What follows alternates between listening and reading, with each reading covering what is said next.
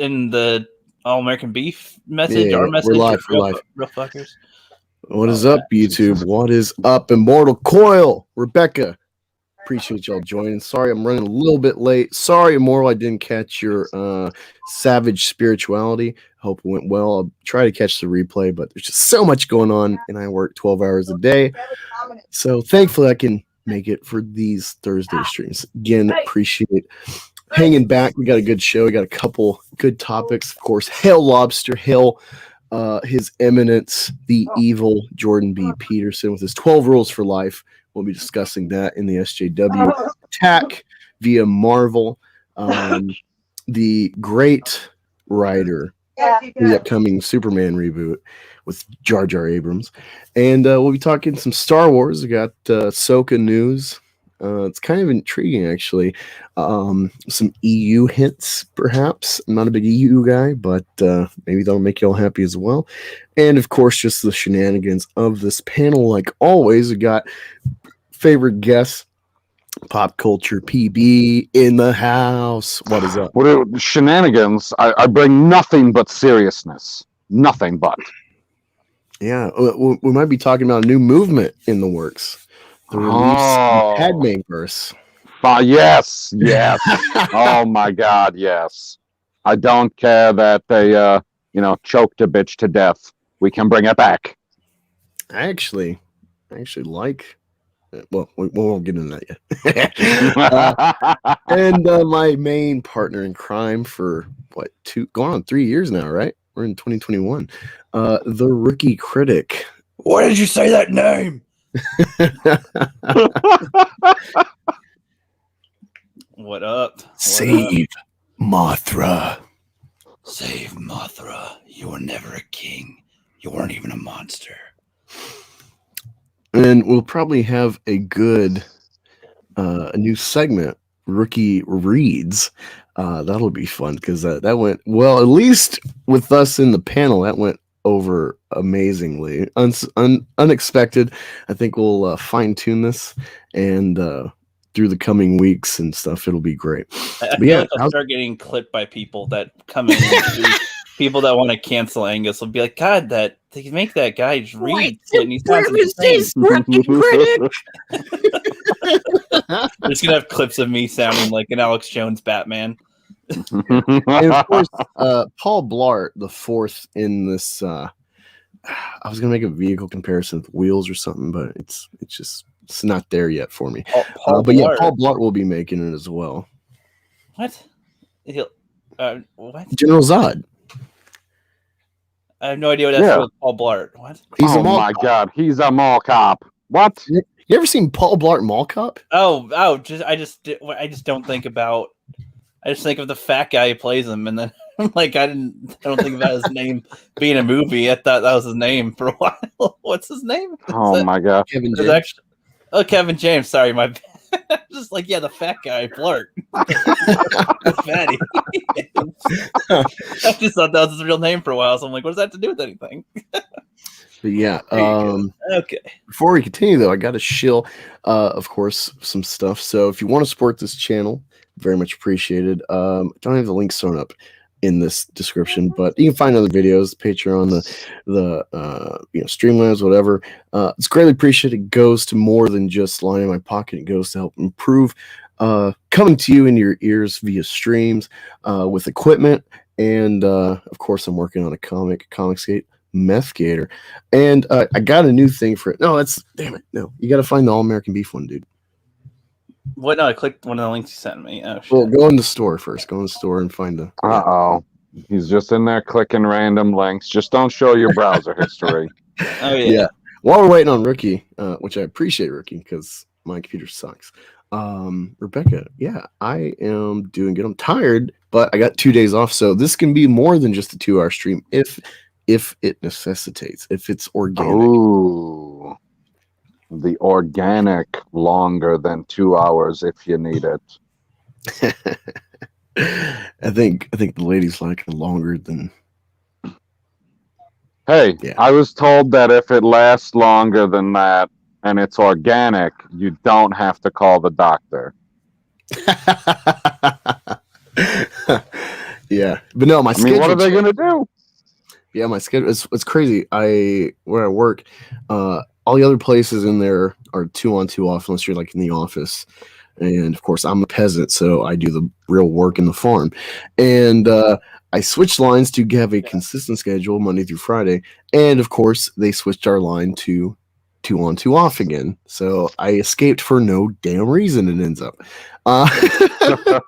but my job's pretty cool. It's still shelling out overtime for fucking pushing a broom for 12 hours, if need be. They're kind of, I'm gracious, but they're kind of dumb that way too. Like, if your line's dumb. So yeah, it's nice to have 2 days off and gonna have a good time with my work friend and my daughter while my son's at school because daughter's in a Friday school. So I got a good day planned. But yeah, I just feel good. I can relax. I got a beer in hand, hanging out with my peeps. Yeah, but then you said that you were inviting General Zod for some reason.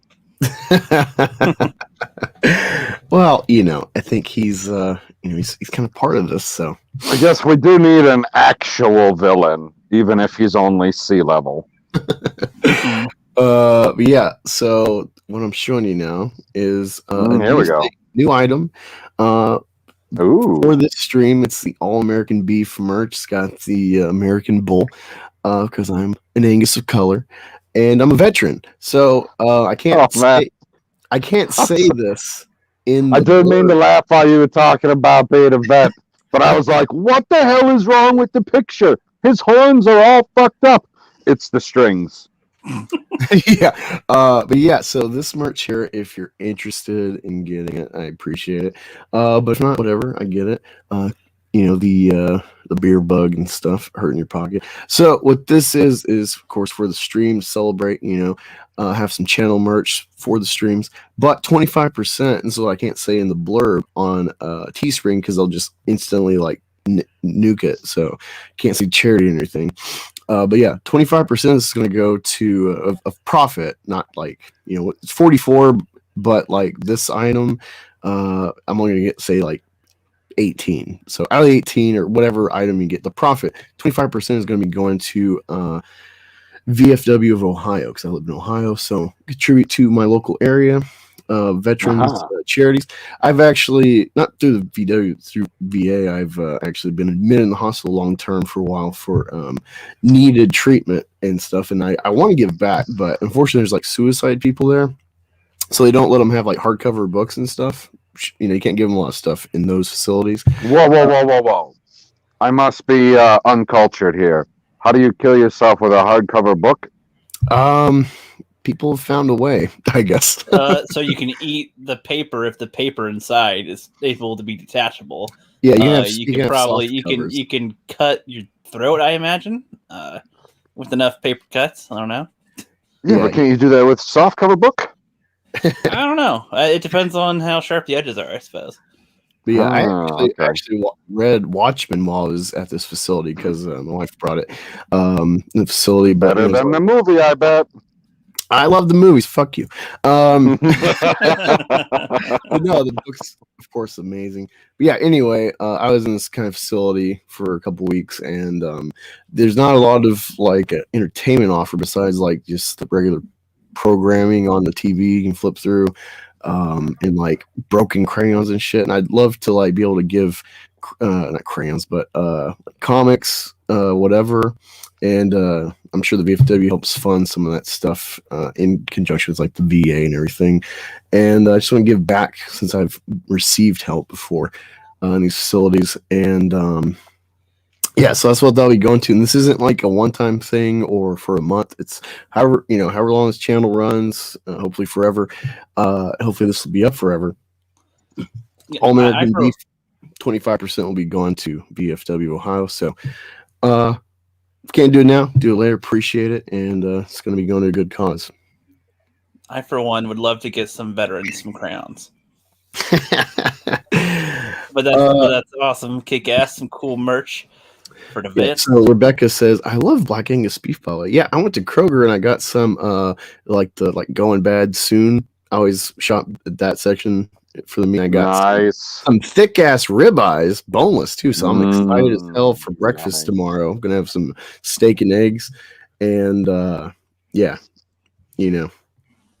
I find it a sin. Like people are like, how are you Black Angus and you eat beef? It's like, well, I mean, they're already dead, Oh so my like, God.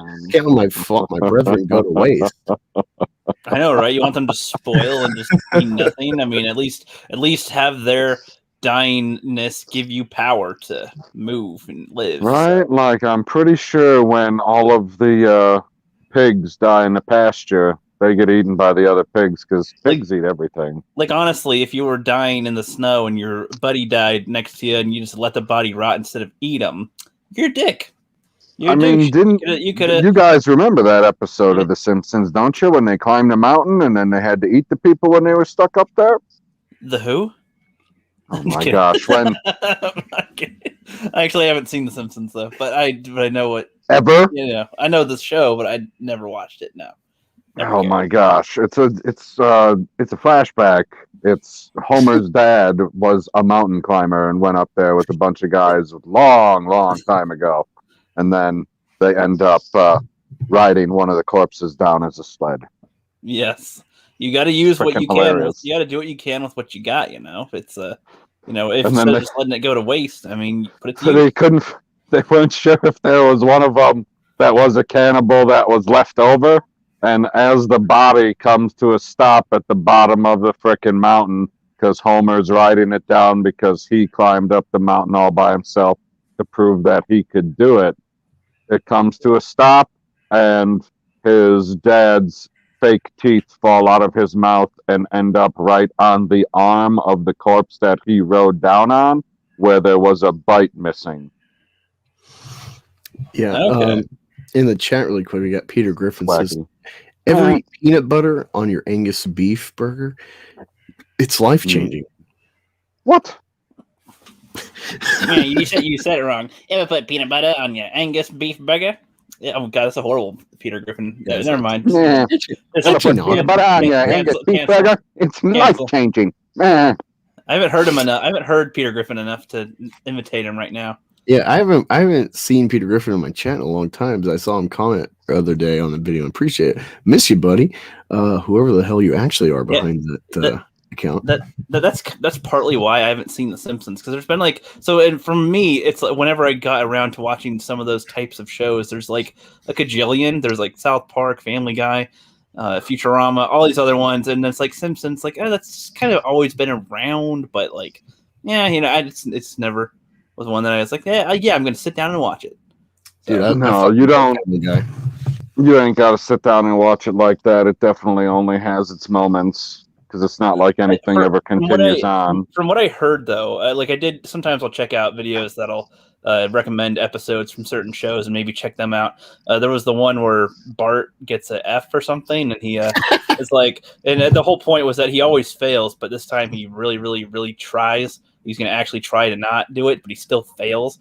And he's like in tears, and it's like, oh shit, dude. That's like sometimes comedies can get drama really well when they, mix it. It's life-changing.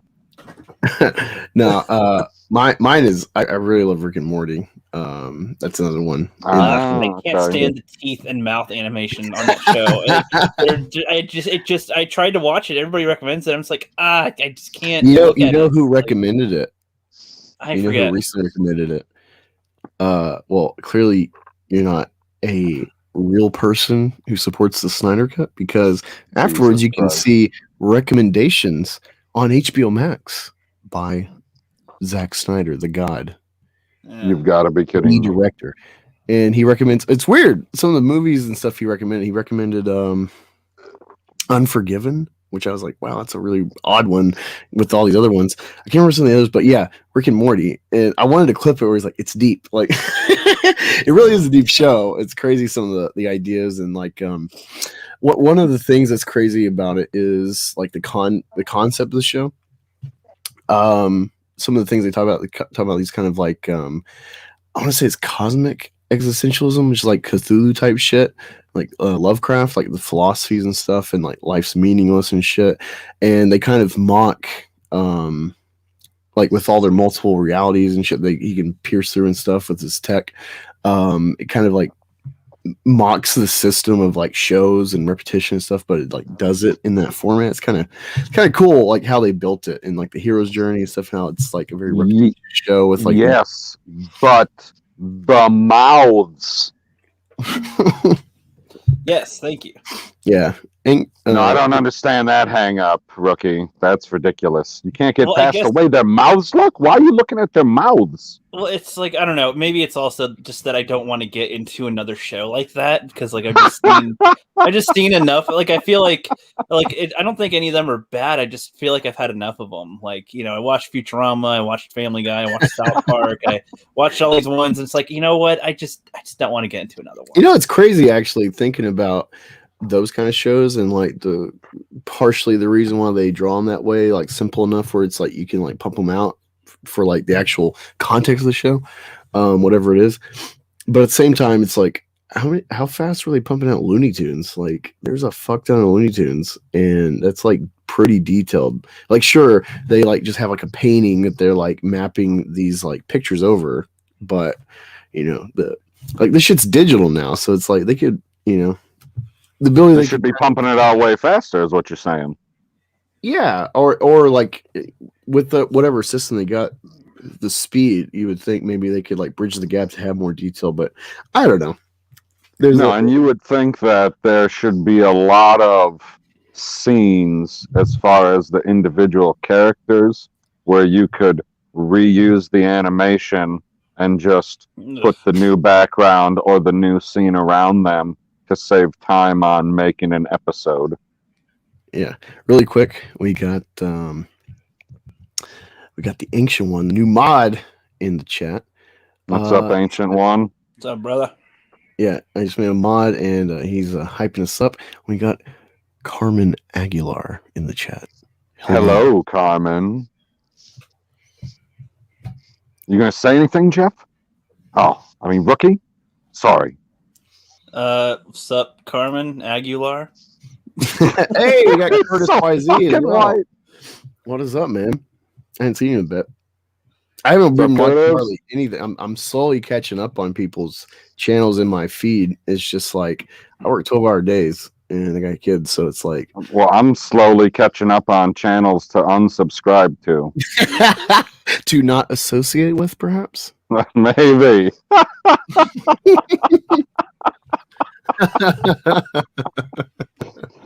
Like, oh man, I had to read what you had in the group chat twice because the first time I read it, I was like, wait a second, was he talking about us or them? And then I reread it and I was like, oh, he was talking about us. And then it was even funnier to me.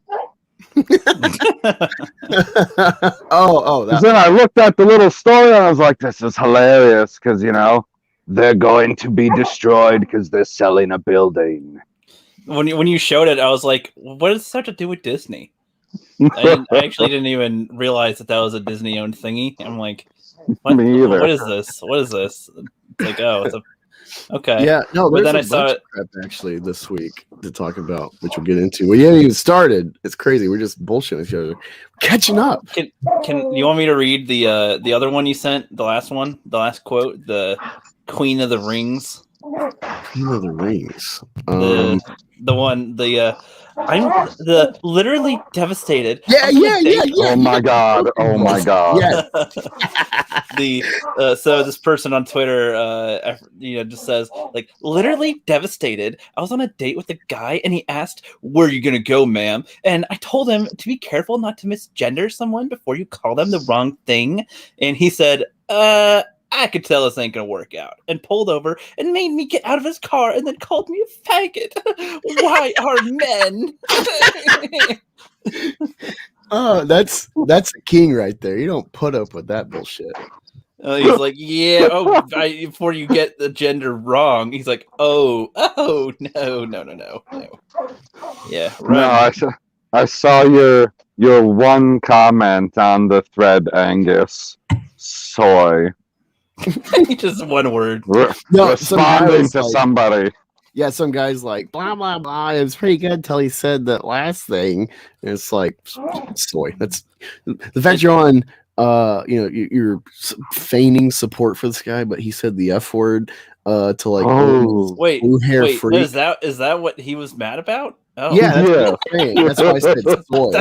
I thought he was like, how dare you, dump the guy or something. I was like, what? No, he's calling. Yeah, that's why I call it. So you get these guys like I saw someone sharing like a Red Skull memes of Peterson, and it's like, well, like besides some slightly misogynistic stuff, there's nothing really bad here. And it's like the fact you said misogyny, like you're a fucking cuck. Yep. No man gives a fuck about misogyny. I'm sorry to tell you, ladies. I almost want to read the one where, if you saw that earlier today, this fat bitch, which I thought was a dude in the thing until I turned the audio on. It still might be a dude, but I don't know. Where the fat dude's like, or the fat chick, I don't even know what it is. Was like, I asked him to turn off the movie he was watching because it was sexist and spelled sexist with a 3. No, just play it. This is great. I'll get it on the computer then because I'm looking at my phone. I see you, Rebecca. I see you in the chat. I'm just like, what is this shit? They're not watching the chat. Who's in the chat? Oh, Rebecca. A bunch of people that were not watching. Yeah, exactly, Curtis. You got a kick out of how you read that. You're going to be like Gat on the war campaign. He always reads the lady parts. So he's like the go-to for Gail Simone and stuff. It's great. Oh yeah, makes it easier. All right, I almost got it. We got a hot one while you're pulling it up, Rookie. Carmen says, very good news is that bitch Amber Heard, my baby, is no longer going to be on Aquaman 2. Damn it. Did she hear that from a YouTube network? I haven't heard that at all. I would expect to have seen that in my feed today. I feel like I would have seen a half a dozen thumbnails minimum. All right, here's the video. Right? All right. And I don't play that as loud as I want. My grandpa was watching a sexist movie last night.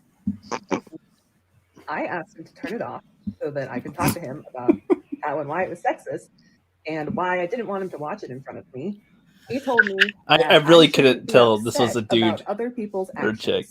Okay, so you know what? I backed his car out of the garage, and I'm not going to put it back in. As my action, I'm going to leave it out there, and I'm going to see if it bothers him. And you know what else I'm going to do? I'm going to play Hot Girl Bummer, and I'm going to play that as loud as I want, whenever I want, at whatever time of day I want. Does that affect you? Oh, and now I can't live here, so...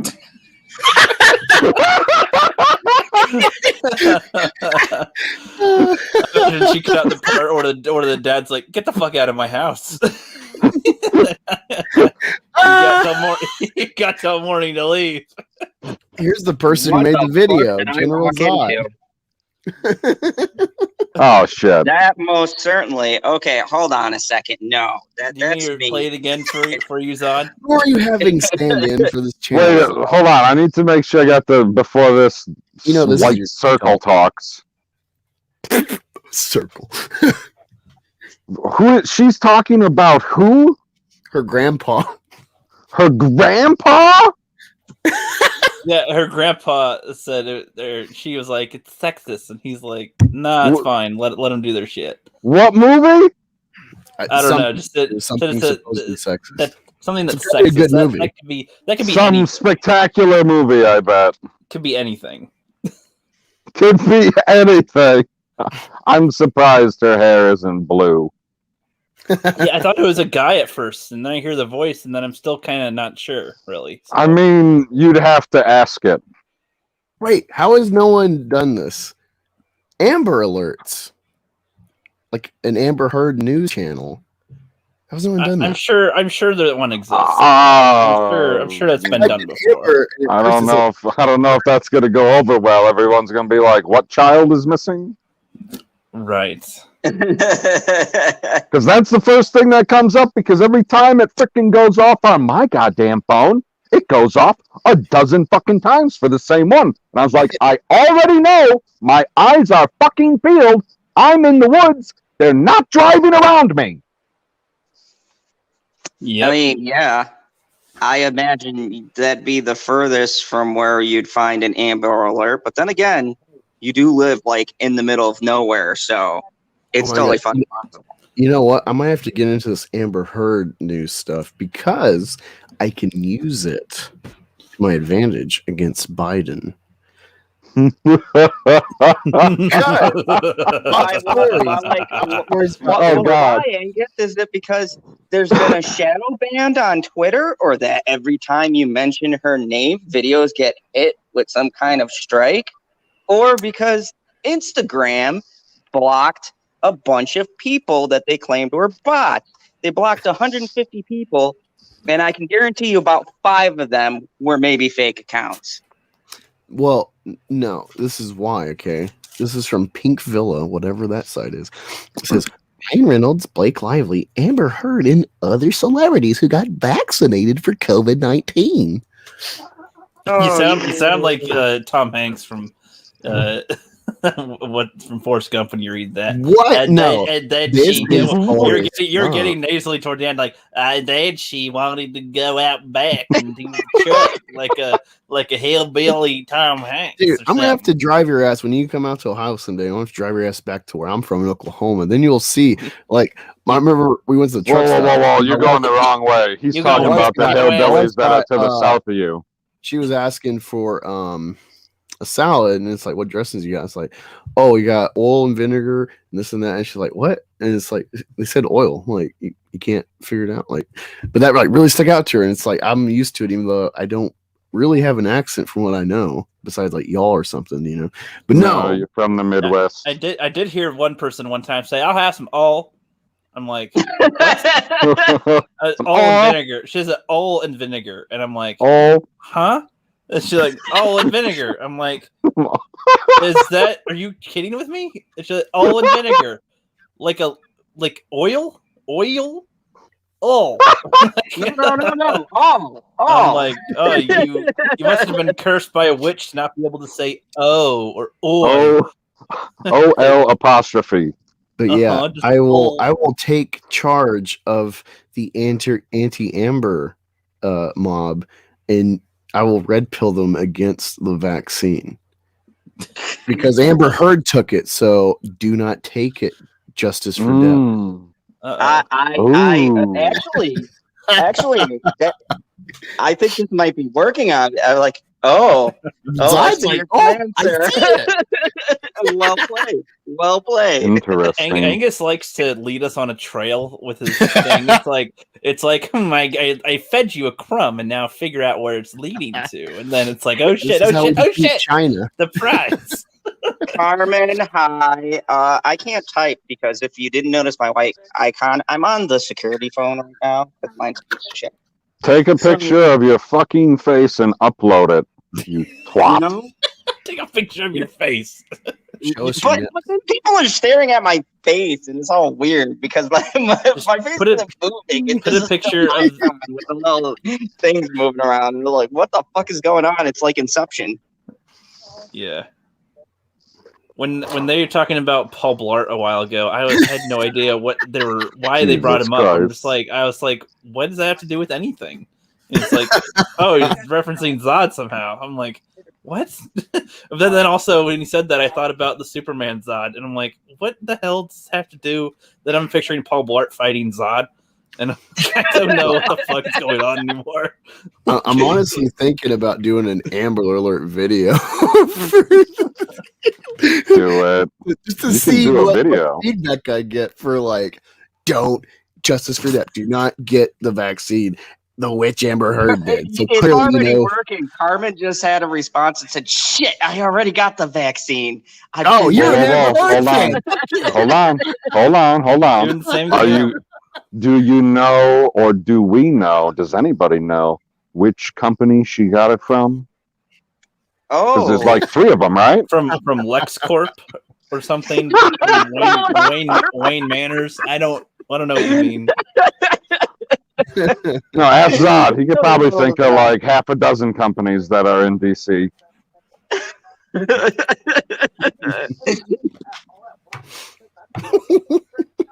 You're gonna say hi to Carmen, you son of a bitch? She asked you like 3 times. I already did, you non-listening motherfucker. I said, hey, Carmen, I can't type because I'm not on my phone. And No, then you just said I can't type. I think he's lying again. Yeah. I think But you're lying. Yeah. Rebecca, I think it's just like Twitter SJWs. Like, it's like believe all women until it's like Gina Carano or it's the woman accusing Biden. Like when it doesn't fit the narrative. Even if you're like trans, lesbian, Muslim, but you like vote for Trump, then like, never mind. And it's the same way. It's the same way with No, because abuse. then they call you self-hating, Angus. Then you're you're a victim. lesbian. Yeah, like because essentially you're a coon because you're like blinded by white supremacist ideals. So you're like a vessel. You're like a priest who gives the Eucharist. He's a vessel for Christ, but instead you're for white supremacy. You beseech the sacrament of white supremacy through your black vessel. Thank you. Oh, wow. My black vessel? What? I how it appreciate your sacrifice. The way, I want to see that illustrated. I want to see that illustrated. What? Just make a meme of a priest, and it's like, like the Holy Spirit comes when he does like the ritual with bread, but it's like white supremacy. This sounds like an episode of Supernatural. It actually does. Now that you say that, yes, I could. Sam and Dean have to stop the white supremacists. I could see this being an episode, no problem at all. Like between season 4 and 7 or something. Like, that'd fit probably in there. Mm. Yeah, well, you know what? Elon Musk, I love the guy, and his wife's hot. I actually knew a Grimes back at Alamo Draft House. She was one of her weird music videos was on the previews. They played like her music, and I loved it. It's so weird. And of course, they get together finally. So I wouldn't doubt that she's like networked with Amber Heard. Like she's got a song on the Suicide Squad soundtrack, like the first one. So there could be a Snyder Cut DCEU connection to Elon Musk via Grimes to Amber Heard. So this could be like cosmic. They could be sending Amber Heard entities intergalactic through SpaceX. Why do you like Elon Musk? He makes space technology that makes us spacious. He's making space technology to take over the world. That's fine. I mean, that's not okay. Like Lex Luthor. I mean, as long as they didn't try to terraform the planet, that'd be fine. Justin just popped in. He's like, "What am I looking at?" Carmen says she's looking at a white circle. She took the Johnson vaccine. Is that connected to Biden? I mean, he is the corona savior, isn't he? Yeah, it's funny. Everyone's like, "Oh, isn't it all connected?" Biden. Thank you, Biden. I got my vaccine. Soy face. Hee. Despite like what Operation Star Trek by Trump to make it, like you're taking a Trump vaccine. Warp speed. You see a faded Trump logo on the vaccine with Biden warp speed, over it. Fucking Star Trek. I thought it was that was an unintentional joke.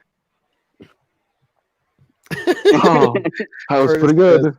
Activate the bland villain we got backstage. Yeah, the guy with the blank face initiating plain villainous. This message is approved of by Zod, your generic overlord of planet, place, and space. I have no clue. You lost me after bland. Those aren't my pronouns, sir, so I do not recognize them. Those are big Earth words. He doesn't get them. Oh, Nope. There's too many Earth words in one string. You got to break it up a little bit. If Angus didn't read that, I would have thought that was a compliment. Yeah, what was it that happened last week? Like that it indicated Kryptonians don't have a good education. I don't know. He probably spoke. This motherfucker.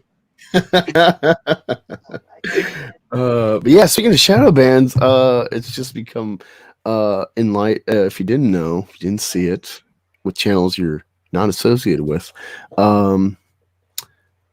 Gina Carano's been shadow banned. What? Yeah. Yep. Yeah, Yeah, like I saw they that. put a sensitive like. So I saw her tweets. I follow her. I saw her tweet with like a cute picture. And Oh, I see her like, tweet. what the hell is this? And I just like whatever. Keep scrolling. Let me find some boobies somewhere in my timeline. And then I realized like I found other videos and it's like, oh, like they put sensitive content. So you gotta like you can't even like type in Gina if you don't follow her, and like you have to like know her full handle to find her. And they put sensitive content. So if you have your filters on, or if you're like not logged in Searcher, like they got What it. the where hell's a you filter? you sure you want to see this? It's violent stuff she shares. These Oh memes yeah, of that inspiration fucking and questioning. that tweet was like going to lead a fucking rebellion. Are you kidding me? What a bunch of bullshit. These violent Jewish tweets. Yeah. No, Rebecca, I agree. Even though I love Trump, I will not get the vaccine even from him because it was rushed. Like if you get like 10 years from now, if this is like a thing, I don't get the flu shot. I'm not an anti-vaxxer, but I do not get the flu shot. Ever since I got out of the army, you got a polio shot, right? Yeah, no, I got polio. Exactly. That's the point. I thought you said you got polio. What? No, he's like, no, fuck it. I went hardcore. I was the one who had polio. The only one. I'm the contrarian. I will get the disease that is impossible to get. Thank you.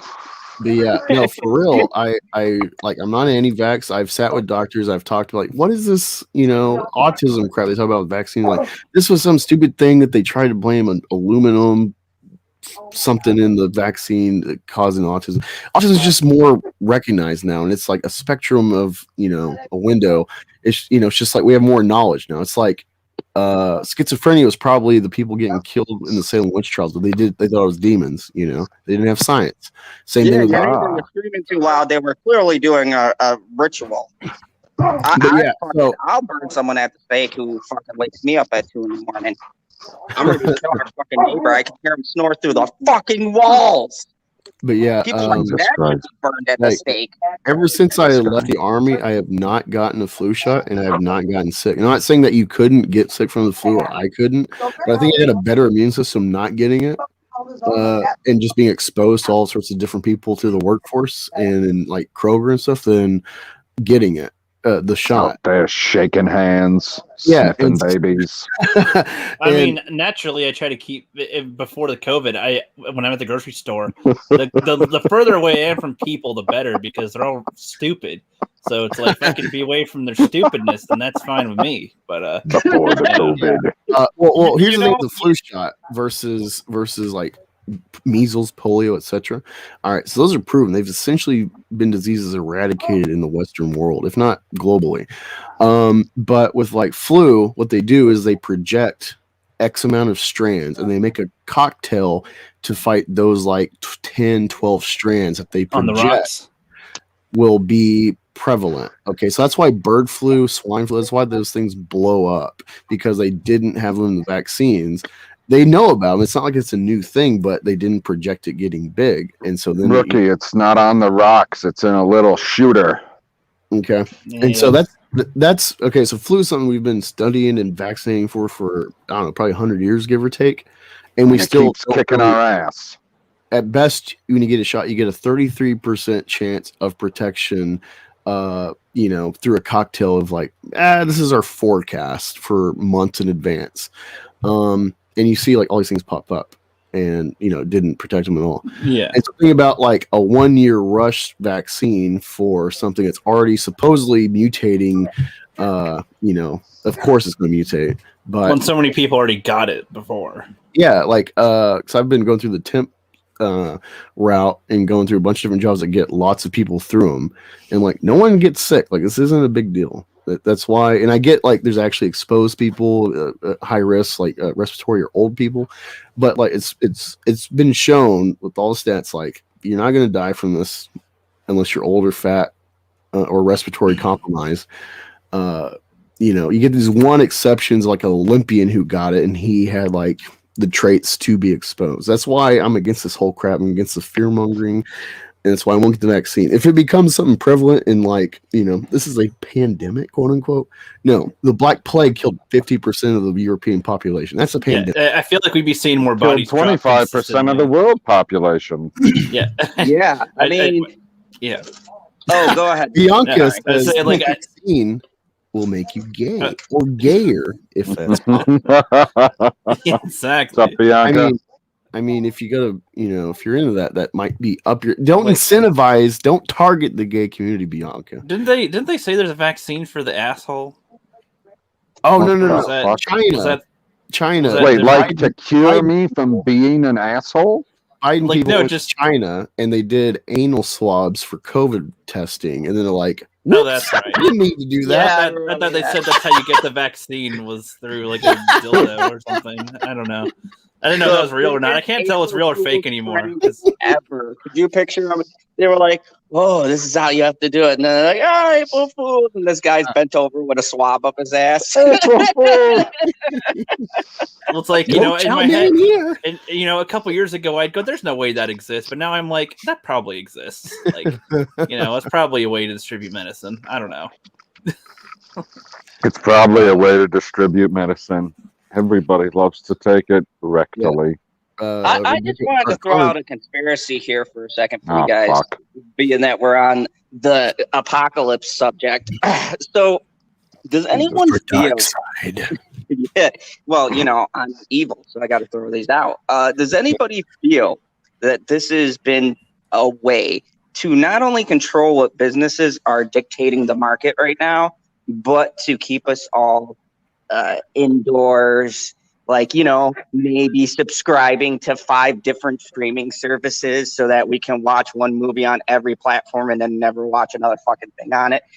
Order from Amazon or, get us accustomed to not going out, not spending money. I mean, if you look at projections wise, the streaming has totally dominated. And look, movies were always going downhill, but they've totally crushed. Like, think about, and I'm doing a video on this, but think about this. Kong was number 1 in the box office with 48 million for its opening weekend. Now, that's considered a lot in COVID times, but that isn't shit pre-COVID.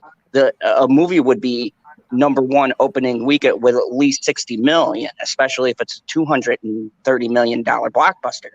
So this movie, they're claiming, has saved the box office, blah, blah, blah, blah, blah. But it only has made a fraction of what it should have made in its opening weekend. So this feels to me like dragging this out is positioning certain businesses to become dominant and for us to be conditioned to stay at home, watch things. I would Why? Really question Why? I agree, but also, I wish I could find. I don't like Tim Pool. I think he's a fence sitter. I think he tries to play both sides to some degree. I don't think that. Whoa! I don't think that he's playing both sides. I don't think that he. I don't think he has a side.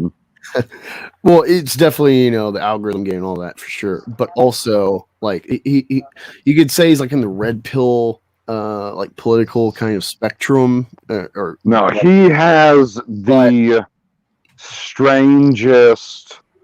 What do I want to say? Political, moral standard or leanings that I've ever seen.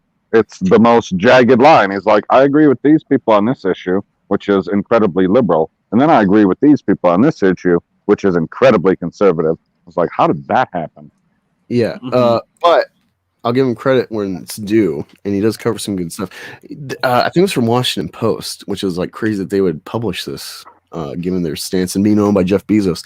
But I can't find it because he's got so many damn videos, of course, playing the game.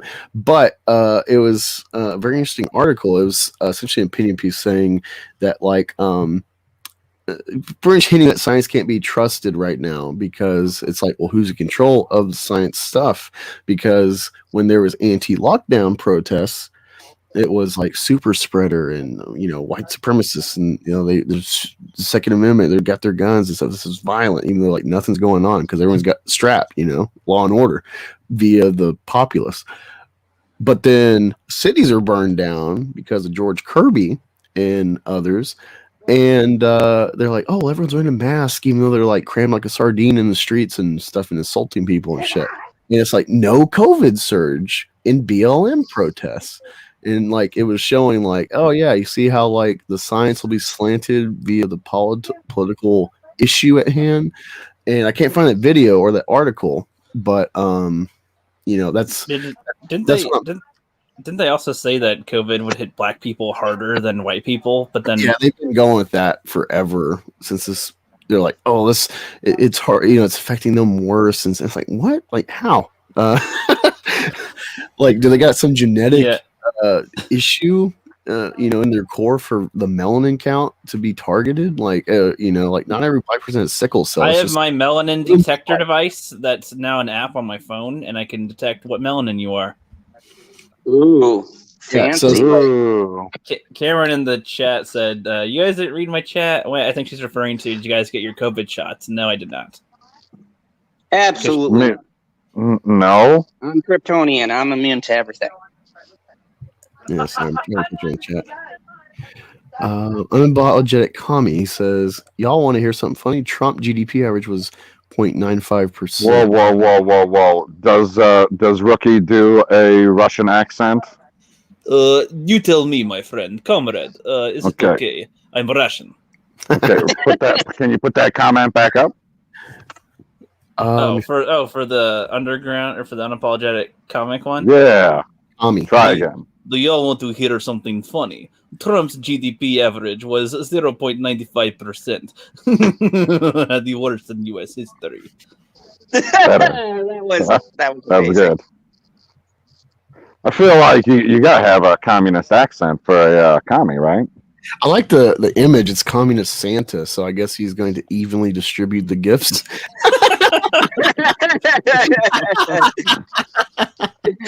I don't know if he's like hardcore and actually believes commie stuff, or if he's just like a troll. But either way, I love him in the chat. He's funny guy. Yeah, but no, I definitely think it's a control thing. What's crazy, the whole thing they're talking like Trump's a tyrant, and he's like, "Hey, I'm leaving it up to each state. Whatever, you manage you." He's an animal. He's letting us choose things. Fuck him. He's letting us decide what to do. What a monster! Share my screen real quick. What's up, Brian? Thanks for joining. We haven't even gotten in any of the actual topics. We've just been running organically. Well, I got another thing to show you. I got a vegan channel because it's so organic. Yeah. Okay, so we're talking about. Your site said Jeff Bezos for a second. I don't know. Here's Amazon. Amazon is quietly opening hundreds of stores like this. Feels weird, right? I feel like I'm stealing. And they don't have a cashier because here new technologies are embedded into just about every part of the process. First, there's Amazon Go. It's a convenience store which is completely unmanned. To enter, you have to use sound on. Yeah. Okay, I was like, oh, if we're listening. Play it. God damn. And then when you're ready to leave, it automatically knows what you picked up and it charges your account.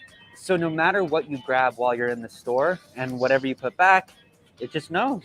And it's only when you exit that you're actually charged for what you bought. There are about 30 Amazon Go's right now in New York, San Francisco, Chicago, and Seattle, but there could be hundreds of them soon. Then there's the Amazon grocery store concept called... Yeah, so it's like, the don't need an employee, we'll just charge you whatever, you walk out of thing. Is that good or bad? People in chat. Apparently, they can tell when you've taken it off the shelf and when you've put it back on the shelf. And I was like, okay, so what if I hold one bag right over the top of the other and I take them at the same time? Yeah, I assume that there's like a detector thingies on the bag, and then when you walk out, it'll just detect it somehow. And sounds really expensive. Yeah, it probably is. That's probably why there's only 30 stores right now of them. Well, I wonder how much money they save having zero overhead as far as checkout, because I assume people still have to have some type of people skills if something goes wrong in the store. Like, it's still a physical place, so somebody has to manage a physical place. No, we don't have AI for that. This is where we can hire more midgets to be the maintenance or something, or to be customer service, or to be customer service where my card's not working, and then or my app's not working, and then have Mr. Midget come by and he's like, "Hello, sir, I can help you with your thing here," and then give him a hand, and then we're helping jobs for minority people. So there you go. Amazon's creating ways and jobs for midgets like that. That's good. I love the plug for the little people community. Exactly. Dude, I'll tell you the best midget song is on my favorite comedy. It's Walk Hard, a Dewey Cox story. It's where they like parody Ray and Walk Hard. And he's got a song when he's like in his Bob Dylan phase where it's like, let me hold you, little man. And it's like all this like essentially like slander or microaggression song to midgets. Oh, but like it's funny because like in the movie he's like having like a protest something like hippie era, and it's like tiny Black Panthers marching and stuff.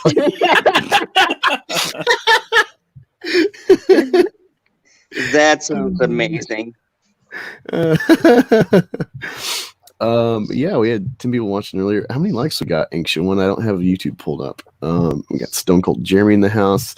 Got Stone Cold Phantasmagorical says Zod says it easily. Mr. Midget. Yes, Mr. Midget. Well, TV. Oh, you've got it figured out. Wouldn't you like to have like a midget roll out on like a little skateboard or like do somersaults toward you when you need help? Hey, I need help here, and then he rolls out and he's like, "I'll help you, sir." And it's like, whoa, shit, wow. We got Spear for the Dead saying every day. He says, finding Oompa Loompas in her store. I was gonna say you can pick which midget you want, like an Oompa Loompa. You can have a Yoda. You can have a Dr. Evil. Oh no! Fuck the Dr. Evil midget. That little prick's a bastard. I don't care what anyone says. Going up and kicking people in the I love it. I love Mini Me when he's like, oh, peace. And then also he flips him off. He bites on his balls. After that, he bites him. No, dude, the best thing in the Austin Powers trilogy, rewatching it as an adult, is the one dude from Mad TV, where he's like the security guard and Austin's in like that slow ass roller, and he's like clearly across the warehouse. He's like, stop! Kids there to get ran over. It's the dumbest thing. I love it. I hate Austin Powers, but I fucking love it too in a way, because it's like when he's peeing to try to present that he's still the fountain. It's like, this is retarded, but it's like, God, that's funny. I don't know why.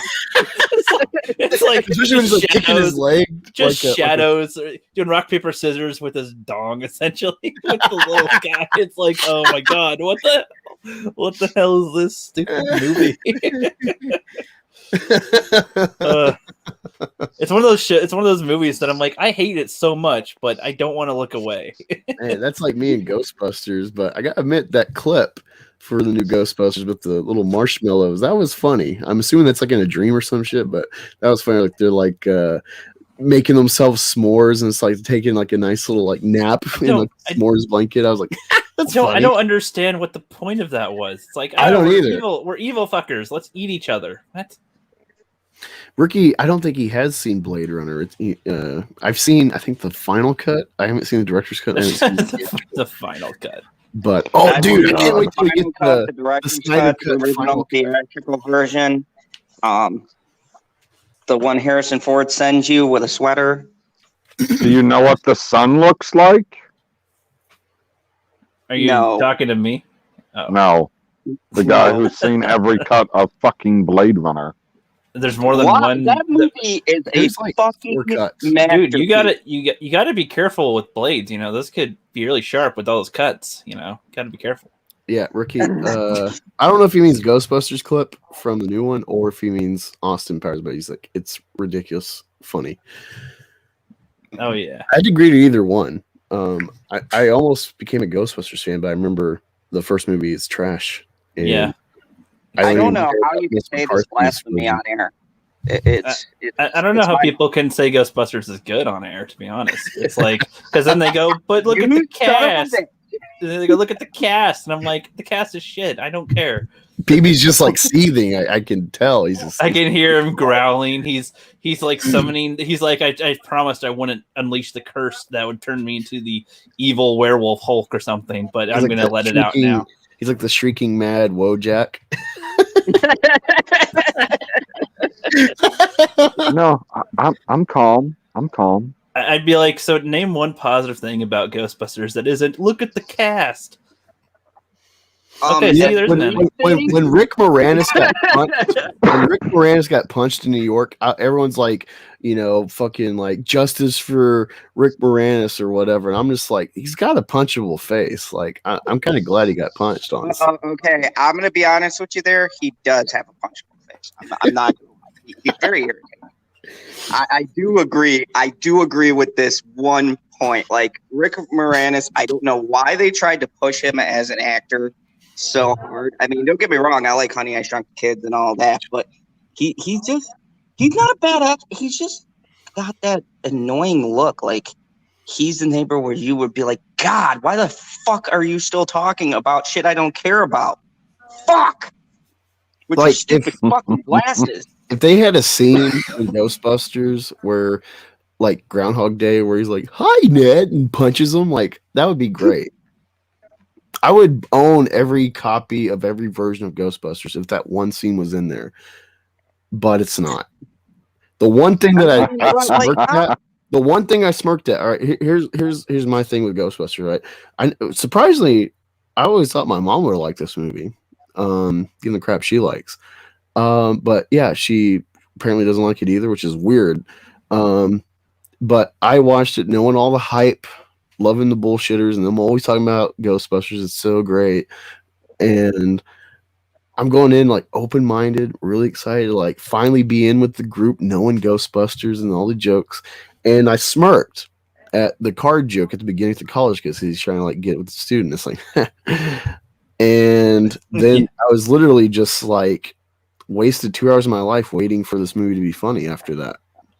See, it's like I'd say structurally, like it's fine structurally, but I'm like not entertained at all. It's like they're just going around and it's like okay, and then streams, ghosts, like okay. They're just going around. Nobody ever makes a joke that makes me laugh. He goes dickless, haha. I'm just like. No, yeah, like the Dickless is funny removed from the movie, like that scene. Like if you share it on Twitter, it's like this man is dickless. He has no dick. It's like, haha. But like in the movie, I'm just like, I don't even like. I'm this far in, and I don't even care what you're saying. Okay, so let's just be true critics here. Could you honestly say though? Given your contempt of the original Ghostbusters, could you say that 2016 Abomination is even a remotely good follow up? And I'm going to tell you my experience. Structurally okay. I'll tell you my experience of 2016. All right, I was in the theaters on Fort Drum to see Jurassic World, and that was the preview. And as soon as I heard like, I knew the song. I'm like, oh, Ghostbusters! Like what? And then it was like Melissa McCarthy and all those bitches. I like Kristen Wiig. She's cute. I'm sad what they did to her as Cheetah. But I saw this and like no joke was funny. And it's like, oh, perfect validation with a big budget movie that women aren't funny. Thank you. And the one joke I laughed at was Chris Hemsworth, where he's like, oh, bigger boobs. Okay, got it. It's like because he's a man. And oh my god, sexism. Like that was funny. That's the one thing I laughed at in that whole cell. I'm like, never seen that shit. See, I don't even know if I'd qualify the 26th one as a film. I don't know if it qualifies. That's my experience. Based on what it is, I don't think it qualifies as a movie. It's just like the recorded lines for sure, but like I don't think it like I could do that. But like when you record a play, like a kid's play, is that a movie? No, it's kind of what this was. Like, that's what I'd kind of call it. That's okay. Well, all right. What not liking the original as different strokes because I literally got into an argument with Bitchy because she doesn't like the Breakfast Club, and I'm like, how the fuck do you not? But you laugh every time in Bumblebee when he does the same fucking reference, and I pointed out in the movie, and she's like, nah, this movie's stupid. I'm like, I don't understand what is going on right now. Like, that movie has everything. it has coming of age. It has comedy. It has a douchebag. who's like gets the hot chick. I don't understand how you don't like that movie. It has iconic scenes and music. The fucking music. Ugh. Hold on a second. There was a point in the past where you did understand stuff. I mean, like, you know, as good as I can translate your Earth humor. It sounds like a lot more than I would think from the Serial Club movie. You know, fucking God. Oh, the Breakfast Club is awful as hell too. I haven't seen it. So I can't do this. I feel like we should do a watch party one of these days. I watch the Cereal Bunch. Like watch these movies that are classics that Angus never. I'd rather watch Last Jedi than watch Breakfast Club. Have our commentary. Last Jedi, I had emotional involvement. You have gone too far, sir. You have gone. That's how bad those movies are to me. I'd rather watch Last Jedi because at least I feel something. Anger?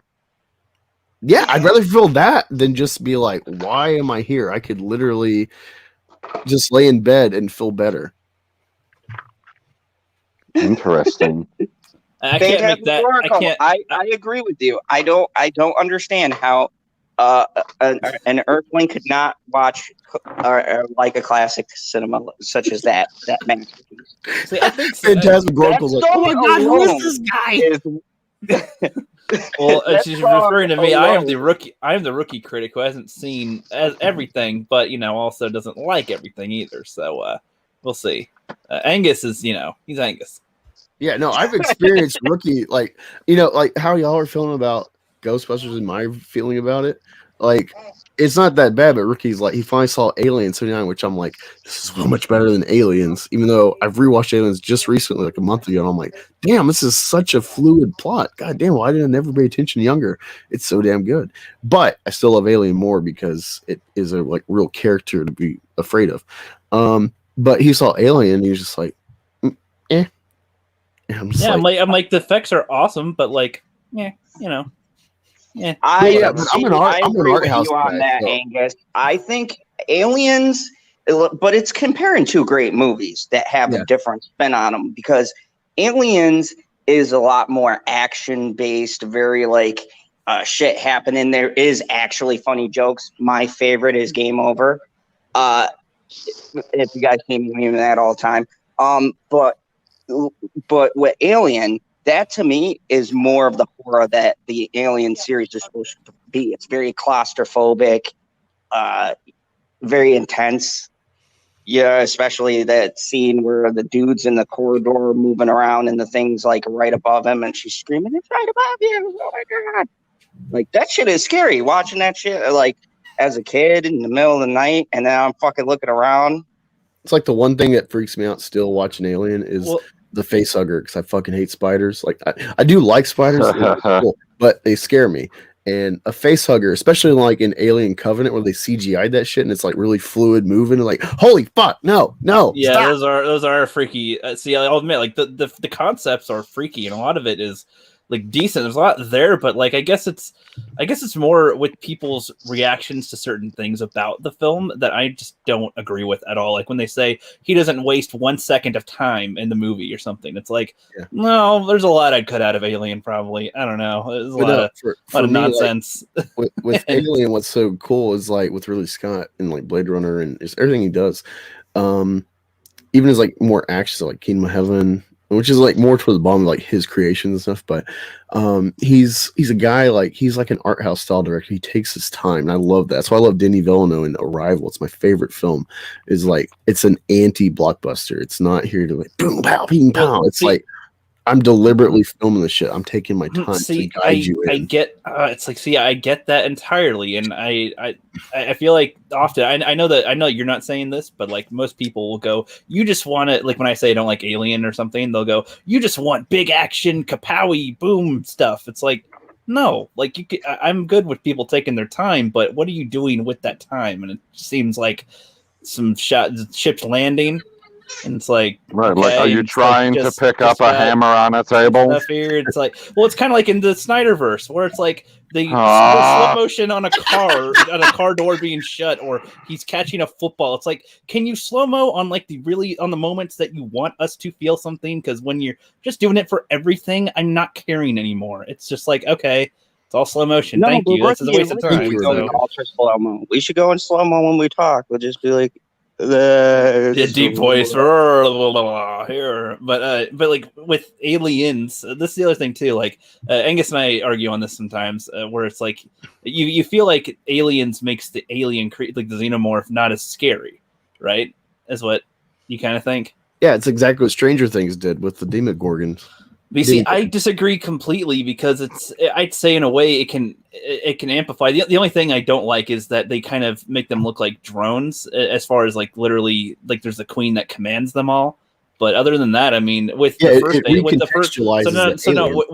first alien though, these are not soldiers. These are not people that are ready for battle. These are not people that are ready at all for this type of combat or anything. They're just regular people doing their job and then have to deal with the alien creature that's on their ship. So yes, of course it's going to be freaky, but then you flip it to where these are professional killing soldiers that are like prepared to handle anything ever. We're badasses who can kill anything all the time, a huge group of them, and they get their asses fucking killed pretty easily here. They can deal some damage, sure, because they're prepared, but like the amount of them, the acid blood, all these different things that attribute to the alien makes it like, okay, even though they're this type of creature and they're going up against our badass guys, like our guys are getting their asses kicked still. Like, holy shit, you know, they only would have any chance because the whole planet blows up or something. Like, I don't know, it's still freaky in the sense that they made these huge soldier guys, kind of like with Predator in a way. You know, like you can chop these professional killing people down with the creatures, and I'd say more of them. I mean, that's still freaky. I mean, if you can take down a few, well, look, there's a whole bunch more. Like, if you killed one, one's dead. If you killed one and there's a second one, it's like, oh, fuck. Well, there's a whole other one. The thing with aliens is cool though. Like rewatching and like really following the plot. I'm like, damn, this is so great writing. Where it's like, all right, I need to give them this in this scenario, and then like, how do I like weaken them logically for this to be a problem? Like, it's such good writing in that facet. What Cameron did, because he wrote this in Terminator like together. He was like going back and forth to two different tables. Like, I'm stuck on this plot, so let me hop over to my Terminator table and back and forth. So that's why they're like boom boom. When he made them like 84, 86. But what's cool rewatching is like it kind of makes sense, that progression with like, all right, these are badass Marines, but it's like, hey, you're like in a nuclear facility, so give like all your main firepower to the sergeant in charge, so you can't use them. And then so it's like they're purposely weakening the plot to make it that way. And you could say he's like writing the problem, but like that's you could nitpick that narratively as like you're like forcing the scenario to be that way, but like I think it's good writing and made a lot more sense rewatching it, like paying attention. Like, oh, okay, like everything makes sense through that film. So yeah, like I don't know, it's pretty good. And like how Ripley's there, it's not just like, oh, let's like throw her back in. And it's like, okay, like everything makes sense. She almost didn't even go to be in this movie for a sequel, as far as the character goes, and it's just so well written. And the progression with like it kind of copies the end of Alien with like the Queen. It's the same scenario, but it's escalated and it makes sense. So I'm a fan of Aliens and more so rewatching it, but it's still not as good as Alien. And Aliens recontextualizes the big chap, and I haven't been able to find anything to explain the big chap versus like the drones, the warriors, quote unquote, which are just drones. But yeah, let's segue to another franchise we know and love. I know Carmen's falling asleep. Our alien. Yeah, she is lying. That's that's what happened. I know she's trolling, but Phantasmagorical loves The Abyss. I've never seen it. I know it's a Cameron film. I haven't seen that either. I really want to though. I've heard the production. I bet Zod's seen it. Amazing film. I've heard the production was like extreme hell, and I want to see it for that.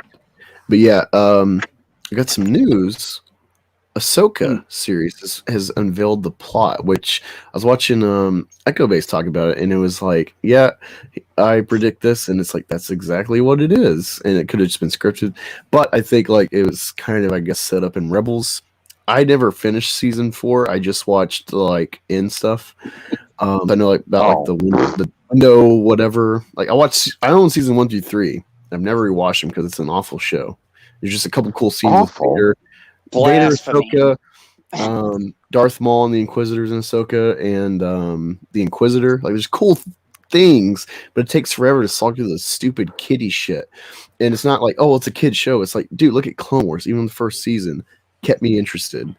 You know, you don't find Chopper hilarious? I fucking hate Chopper.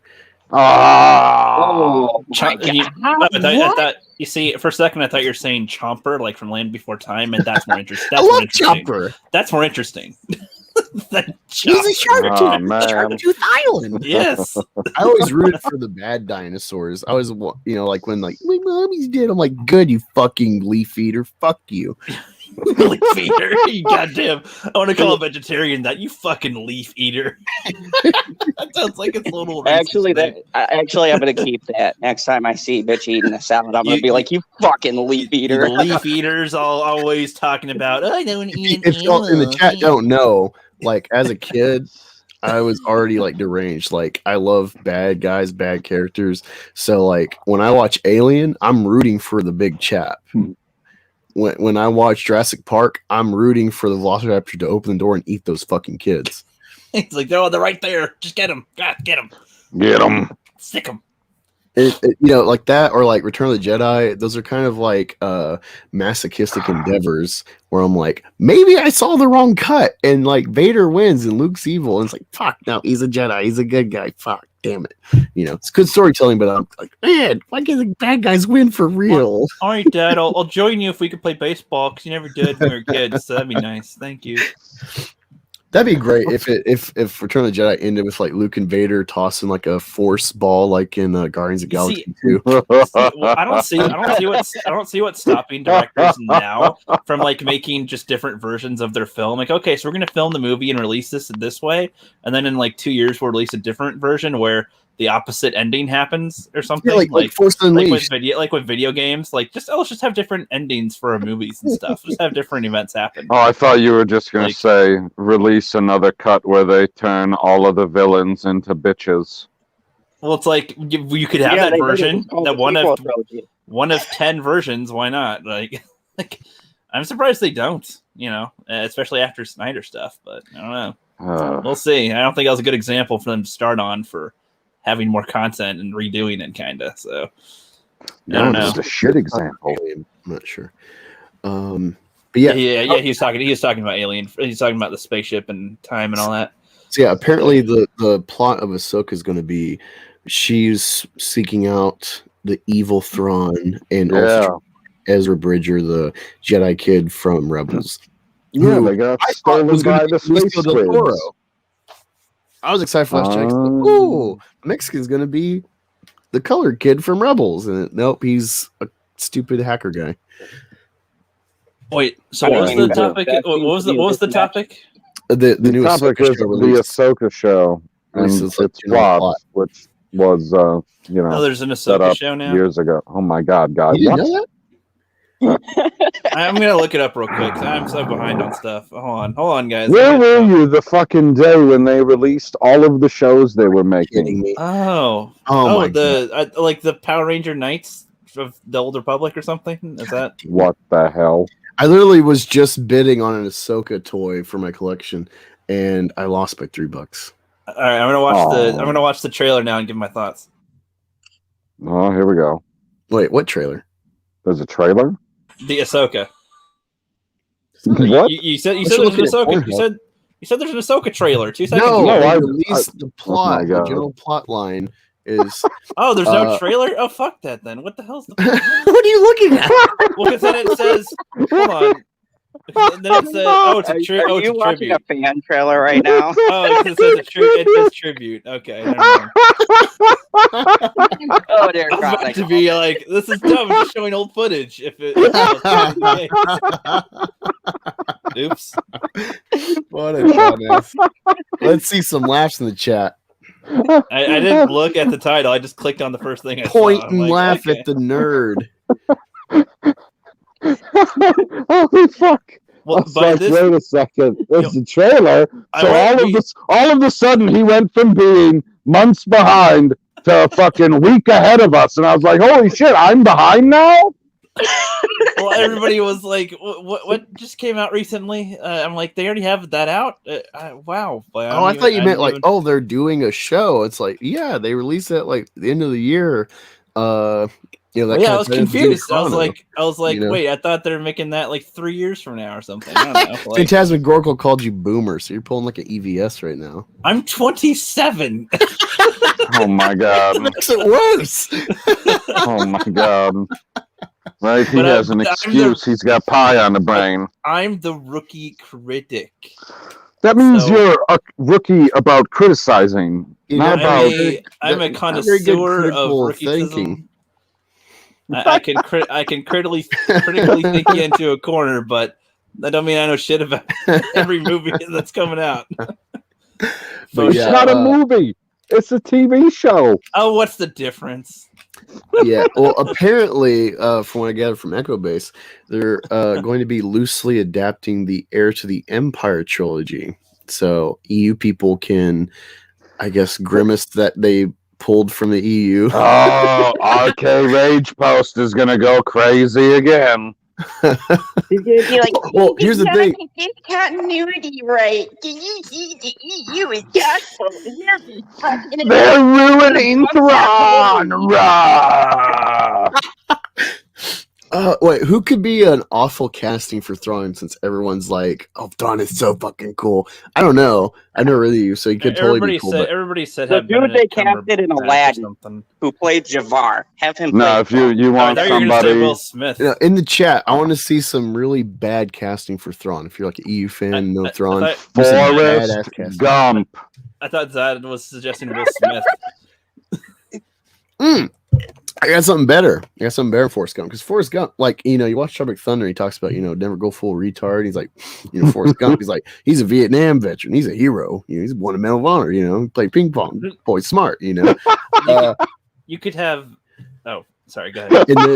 And then he talks about, like, Sean Penn. Dude, I love I Am Sam. It's a sad ass movie, but like I love how they kind of mock it in Tropic Thunder. Where he's like, you know, I went to like facilities and I hung out with, you know, like retards, and like at the end of the movie, like, you know, I got in their brain so much, like I kind of felt like retarded at the end, and that's kind of Sean Penn and I Am Sam. It's kind of like you did that too good, dude. Like I would expect you to be like Gilbert Grape in real life. If I never saw Sean Penn before and that was my first movie, like I would be like, wow, how do they get him to remember the lines? Like they could have Gilbert Gottfried be Thrawn. Oh, Gilbert Gottfried. I would actually break my rule and watch. If they cast him, I would break my rule immediately. Gilbert Gottfried. All right, Jedi, get ready to die. I can't do a Gilbert Gottfried. I haven't heard him speaking forever. You guys are gonna die today. I've got an evil plan. Oh, that was terrible. Curtis that was a little better. Curtis cast Topher Grace from that 70s show in Venom. Oh my god, he wants Venom as Thrawn. I'm sure that would be bad in a funny way though. I'd be like, yes. No, but give him the 70s haircut though. No, you need to have Tobey Maguire as some type of foil to him as like a Jedi. You can't beat me in Thrawn or something. They do need some grown-up version of Ezra Bridger. So yeah, right? just be him, and you have them versus each other. That'd be funny. Boom. Phantasmagorical casts Zach Galifianakis. Oh. We don't blame you. Good luck trying to spell that. But Thrawn doesn't have a beard. Well, he does now. If he's Zach Galifianakis. He does now. Fuck. They should cast Nicki Minaj as Thrawn. A sex change. Oh my god, they're gonna make Thrawn a woman. At least he'd have a booty now. Oh, wait. Okay. Speaking of that, Rookie, Let me share it really quick. This is a funny ass video that everyone needs to watch. How does that have anything to do with Nicki Minaj and Thrawn? No. Just You'll follow. see. I'm talking about sex You'll change in see. a character. Let me find it really quick and I'll share it. All right. Like, don't question an Angus of color. Just share the video once you get it. Damn. Oh, what the hell? Why is it not? Like, he's mostly not white. You could trust his opinion. Like a mint chocolate chip chocolate bar. Exactly. All right, check the chat, Rookie. I just sent it. We got to watch this. You want me to share it for you? Yeah. This is great. Oh, Mike. All right. Let me I know this guy from cheerleader the drink Bullshitters, the Bullshitters Facebook group. He started doing a channel recently. I think he hangs out with ETEP. And he did this video, and I was just dying laughing at this. Okay, I was go like, into this is... Okay, open up the beef. All Oh, right. my God. What, you want no beef? You want my beef? Open the beefy chat. Dude, Oh, it's Clown Topher World. Grace's Okay, so- best role was as David Duke in Black Klansman, which just think if like I don't think you I ever go seen through that. life, just think if you go through life and like, dude, your best role is like an actual white supremacist. Like, Oh, my God. Well, I mean, some people would say the same thing about, what's his face? Edward Norton? Oh, yeah. American History X. But but that one he grows beyond where he started. So like he, that Good point. Right Good the point. fucking curb. Okay, is we ready? Oh yeah, we're ready. We ready to walk? Hey, everyone, go sub to this channel. He needs more subs. He's got great content, great The commentary. clown word? The Clown Clown World World Review. Review. World. The Clown World Review is what you got to subscribe to. Mostly not white. I'm gonna sell that shirt now. Do you ever look around at your continent and feel a little down? I already died. Think where you come from. Do you ever see your parents offered up to a Libyan warlord from your cage and silently wish to yourself, reality can be whatever I want? Hungry. Hi, I'm trans non-binary Disney CEO Bob Chapek, and I'm inviting you to experience the other side of reality. Oh my god. Relax, recuperate, and reinvent yourself at our newest and most diverse Walt Disney World Resort. But real life doesn't quite cut it. Come experience our version of Africa. Introducing Wakanda Land. Book your reservation at Wakanda today and get a free 30-day trial on Lucasfilm Live, Leslie Headland's new dating app, Wine and Dynasty. It's a sure thing every day. Available for download through the App Store or Google Play. That's our version of Africa. Wine and Dynstein. Oh my Holy god. fuck. Hi, I'm trans non-binary Bob Chapek. Sorry if the chat couldn't hear it because that's too funny. Holy shit. Oh my So, god. yeah, that's exactly has to do with changing Thrawn into a woman. Why not? Sub to the Clown World Review, please. That was great. That's fucking hilarious. Oh my god. Like, I'm not that creative. I can only think of shit to say when I'm reading through an article and somebody writes something fucking stupid and I go, what the hell is this bullshit? Yep. Oh my god. And Rebecca says, "Why does the voice remind me of the Goa'uld voice?" That's pretty close. What is that? What's the That's from Goa'uld? from Stargate, where you know It's the one little of the worm, greatest shows ever created by man.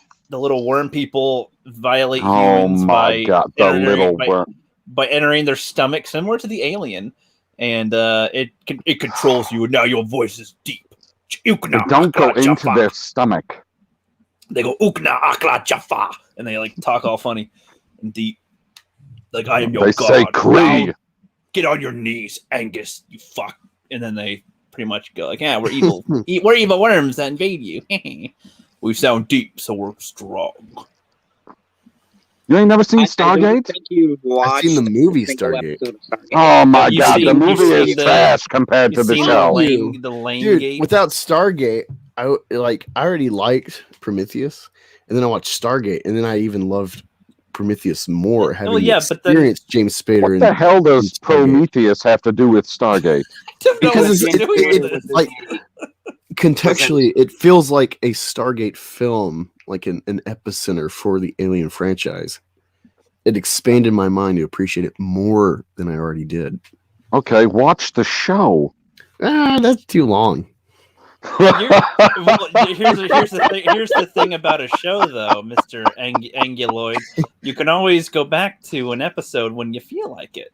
You don't have to watch it all today. Like No, that's why I like my movies, God. because you put something in front of me, I digest it, and I say, wow, that See, was what fulfilling. I that would was say, it's kind of like with South Park. You got to pick episodes that you want to watch then, because you don't want to. If you don't have time to watch every episode, I think that you would appreciate the way that they incorporate and attack the subjugation of religion in Stargate.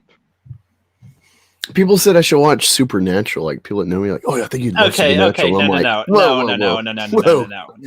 I don't. I've seen Gilmore about Girls. that. I hate that dude. That's like Hate a his better fucking face. Not watch this gay shit. Supernatural is like a improved version of Twilight. Is what I'd call it. Fuck you. Sounds awful. Okay, Like, I mean that as a compliment. Are you fucking kidding me? Supernatural was good. Okay, till about season 6, they should have ended it then when the original show creator left. Once they defeated the devil, they should have stopped, and that was like season 4. Yeah. That's like, come on, guys. Oh yeah, season 4. But up until then, it's not. No, I didn't say no. I Twilight got didn't a say big it was budget, and they made that. I'm just saying that it's like Twilight but better. Because it's like there's some episodes just Dude, like, pretty much come on. everything is better than Twilight. So what are you saying? Like Not much, sure. because there's not much to say. They're not even in the same ballpark. So no. What I'd say, what I'd say is that they have a few really good episodes for sure. But then other ones are like, oh no, you died. Oh no, I gotta get you back, bro. Okay, cool. And it's like I don't know. For a while, there's just a lot of episodes that I'm like, you can only kill demons via 3 items or something, and it's just kind of like, I don't know. I wish there's a little bit more that they could have done with it, but there's some episodes that are great. Of course, there's a lot of good ones, a lot of good twists and turns there. What's his face? The friend of their dad or something. He was cool. Bobby. Bobby. There's some cool stuff. I'm not saying the show was bad. I never said the show was bad. Okay, I'm just saying no. Zod. I'm just saying in reference to Angus, in reference to suggesting the show for Angus, that's what I would say, because I don't think he would like Supernatural at all anyway. That's what I was saying for comparison. I think because like I talked to people. You have Jeffrey Dean Morgan, who is another national treasure, along with Keanu Reeves and all of those. Bobo. So you're just watching it to see the actors. You're not actually watching it for the show. No. It started out that way, but then I was like, this fucking plot is great. 2 brothers trying to find their father on a long distance road trip. Maybe they have some Hey, PB, say something in the chat. Okay. Great. I can do that. Yeah. No, I agree. Yeah, the premise is good, and they reveal different little things about their past and about what happened to their mom and whatever, and figuring out how these demons work and different creatures. And there's some stuff that's good, but then there's stuff that I really hated the whole, pretending to be an investigator type of thingy all the time. It just was like, I don't know if that fits here for this type of a show. They seem more, I don't know, like they could have figured out some other way to do that maybe. There's just some concepts in it. Some concepts should have been better, or it could have been a little better, I think. But my computer's really slow, so I'm waiting to find the PB. Actually or the CW. I'm sorry. It'll be there. Acronyms. The CW, when they were trying to actually make shows. Yeah. So there was some success there. Wait, Batwoman is critically Like it's better than Casablanca. Dude, don't be talking down my favorite Sunday night comedy now. Any show with a lesbian is better apparently than Casablanca. What is that movie? Rosebud. You know what I'm talking about? I actually haven't seen it, to be honest. I don't even know. I haven't seen Casablanca. I was about to say I haven't seen Rosebud. No. That's a line from the movie. I can't think of it. Isn't that Casablanca or something? No, it's not Casablanca. I don't know. What's the movie, Zod? What's that movie? Name that movie, like Pokemon. Where the guy goes, Rose. All right, now that you commented, PB, I'm going to put you in timeout. No.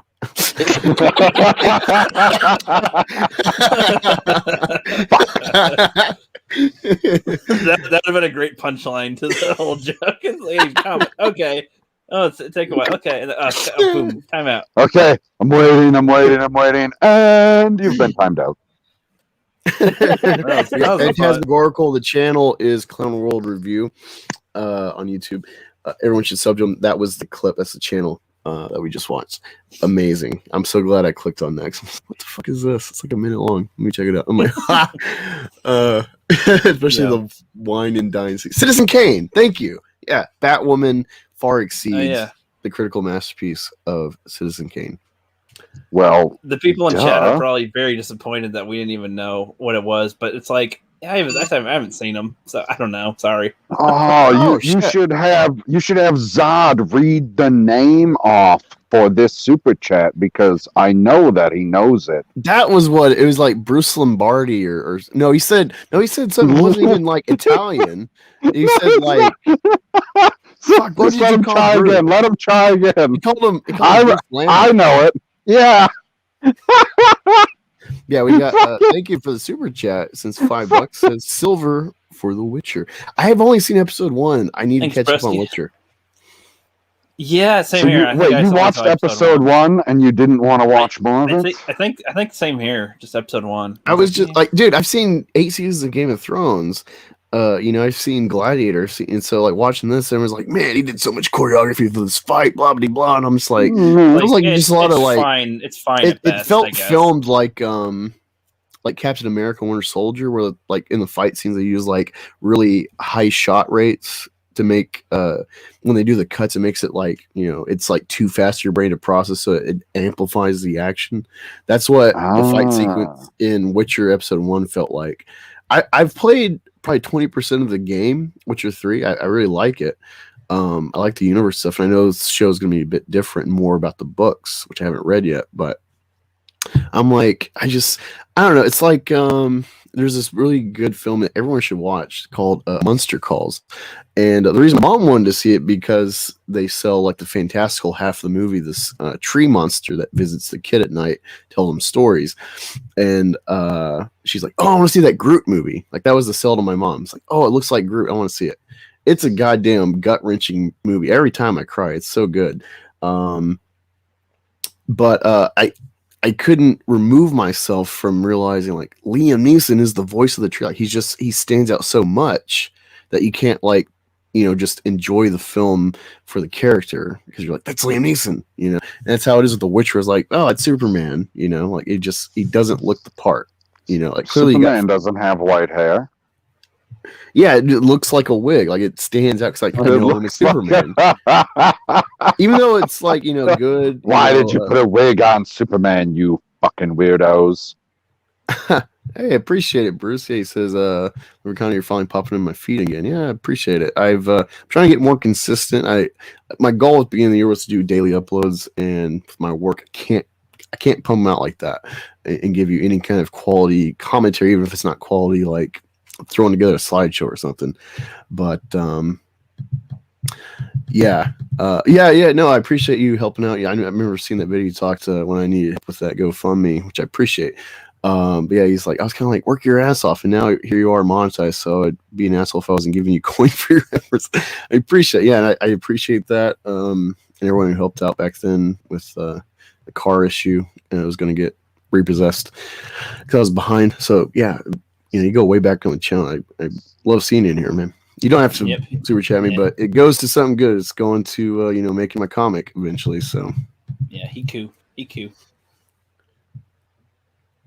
You got another super chat if it didn't pop dang. up on your screen already. Got Phantasmagorical says, gotta go. Thanks for the laughs. Rookie, watch more good shit. Should probably clown you on the fact that you watch so much Supernatural because that shit's gay.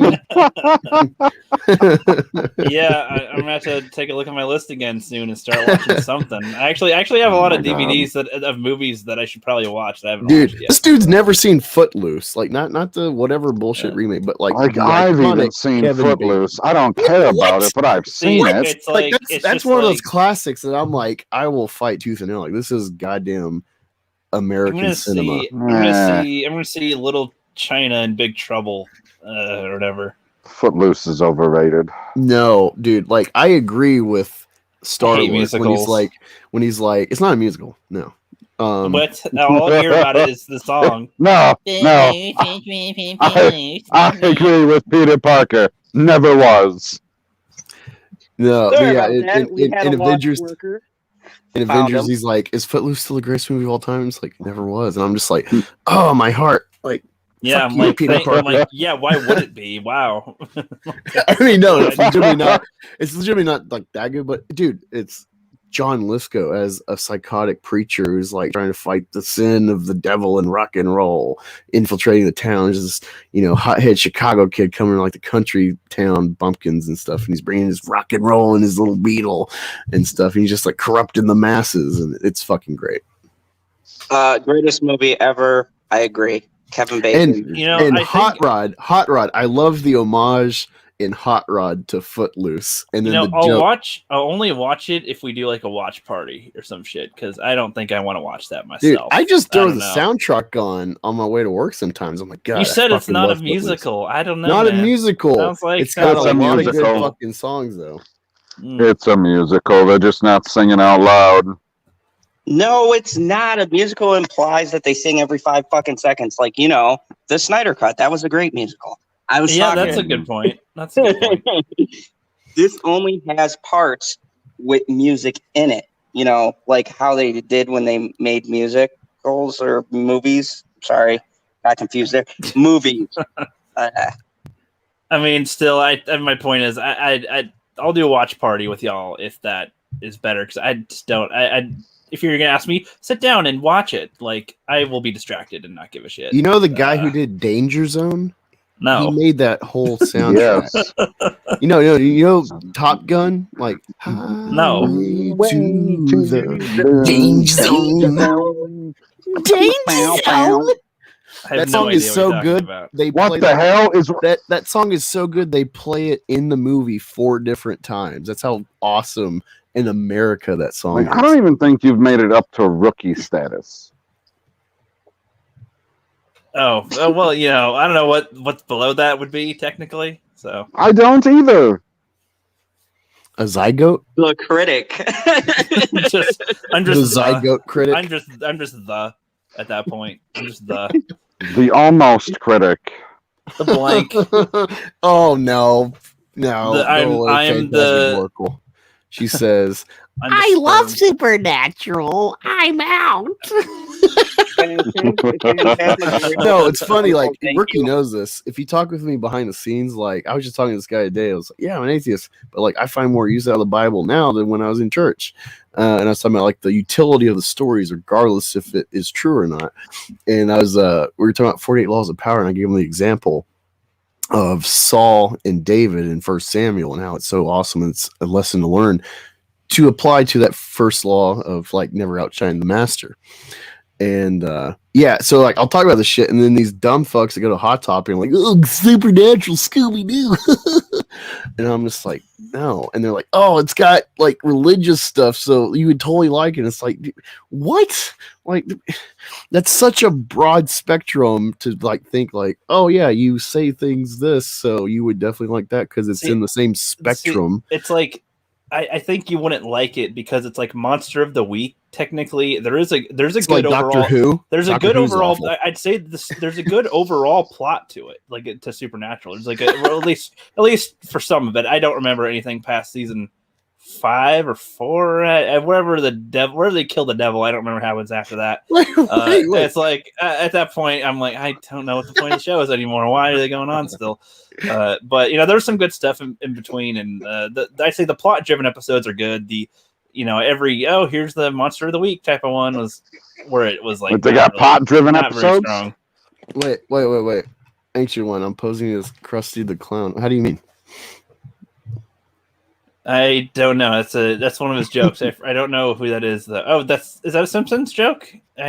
Is that that's a Simpsons? Okay, because I barely got that. Okay. Because I barely got it.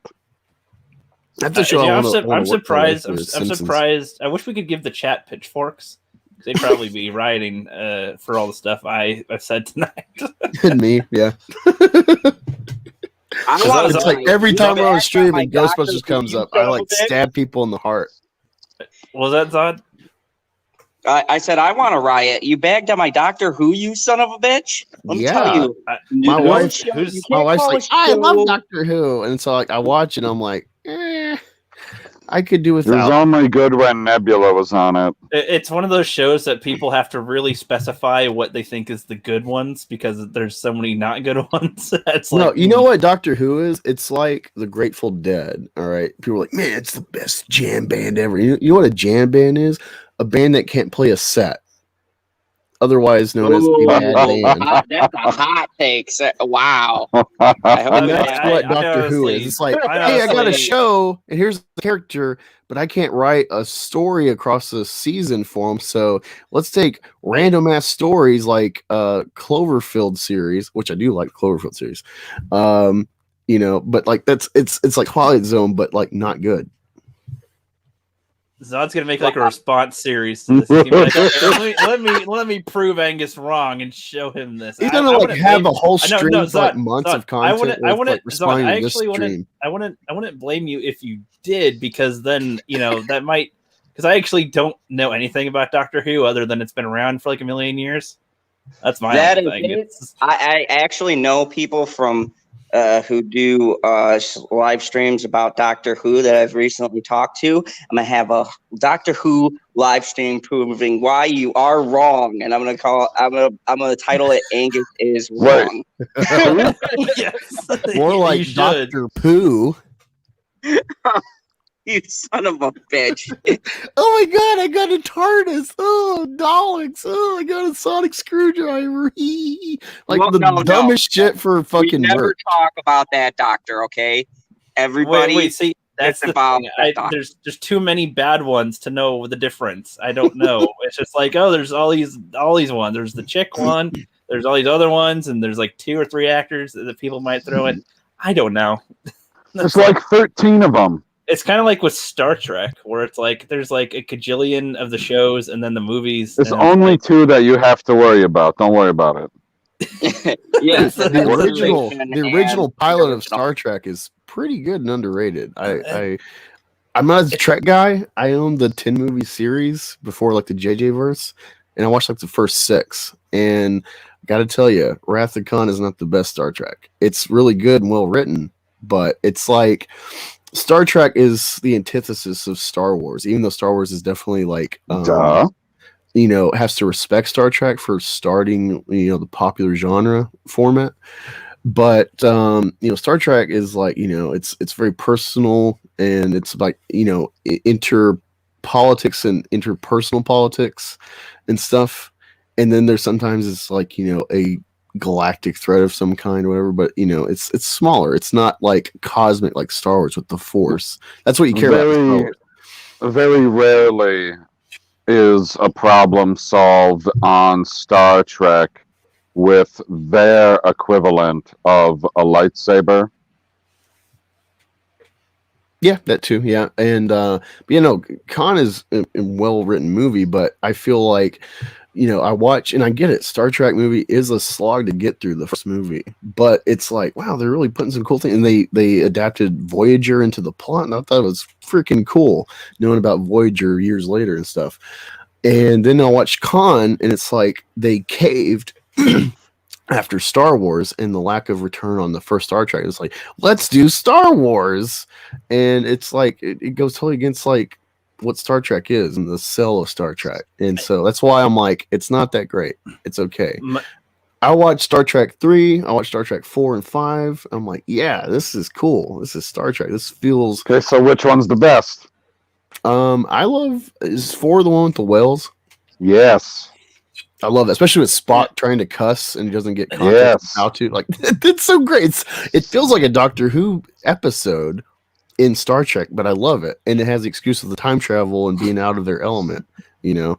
And it fits within the continuity of like an ongoing story where it's not just like, oh, this episode we're doing this, and then this episode. Like, no, it all builds off of each other. That's why I don't like Doctor Who, because it doesn't feel connected at all. It is. You just gotta watch. They literally connected even stuff before you get to the brave and stunning Jodie Whittaker. Doctor. You're just mad because she's the best doctor, and it's a woman.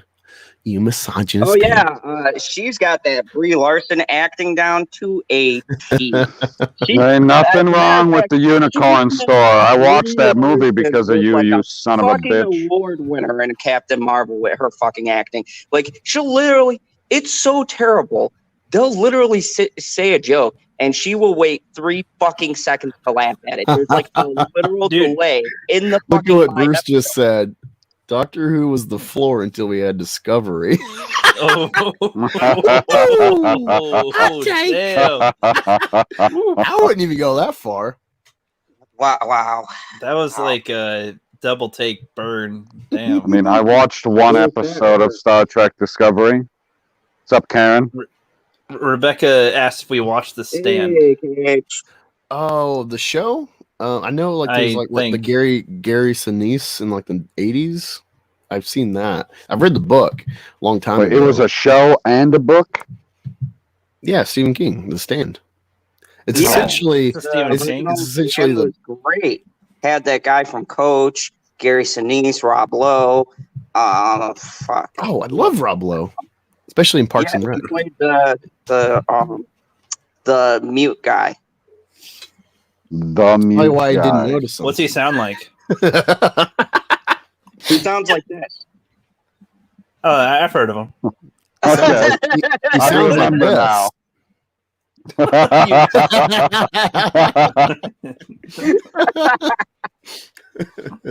Oh man. It was like when they first got into like the redneck town, there was this like drunk guy. It was so awesome too, because it was the typical stereotypical way of writing things in the 90s, where he was like, you had that one ignorant guy in the jail cell and he was like, hey there, mutie, I don't like you. And he literally just met him that second, so he had no basis for that.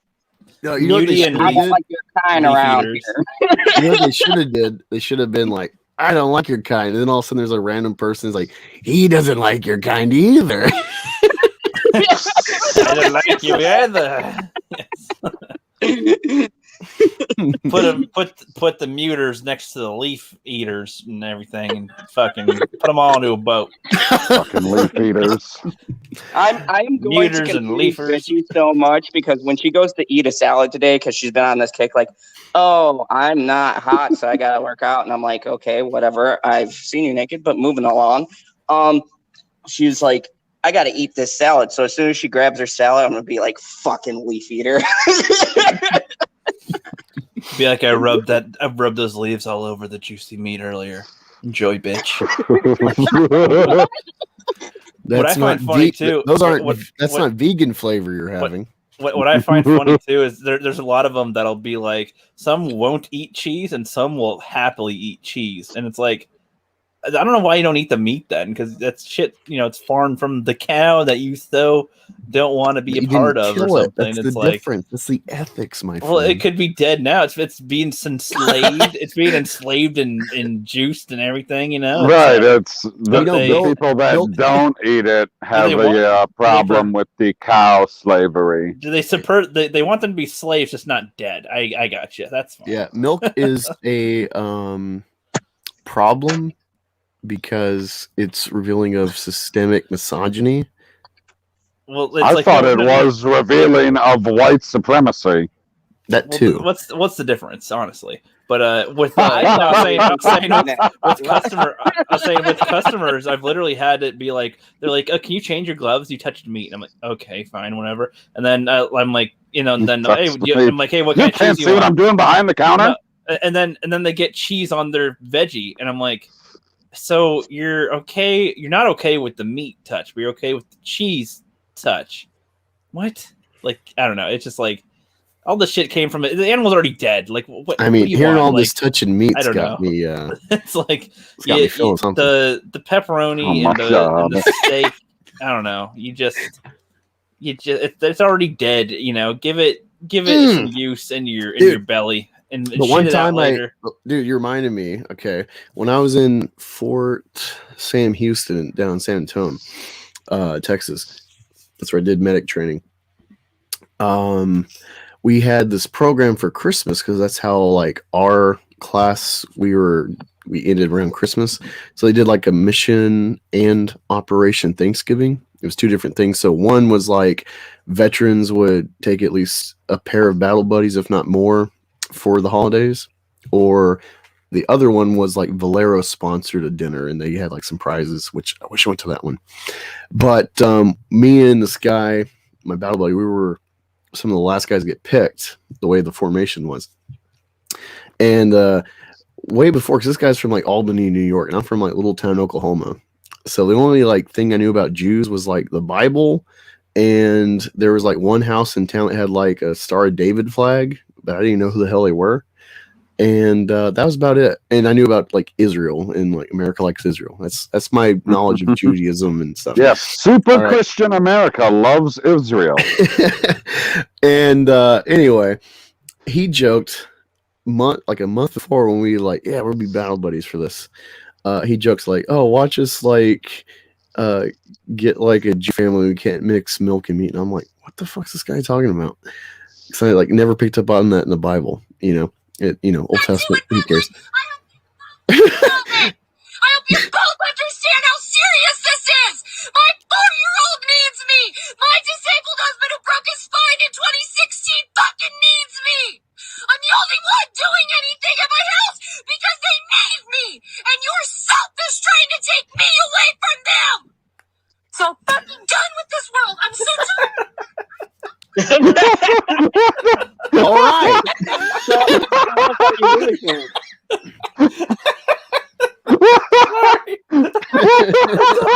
on Twitter and I just share it.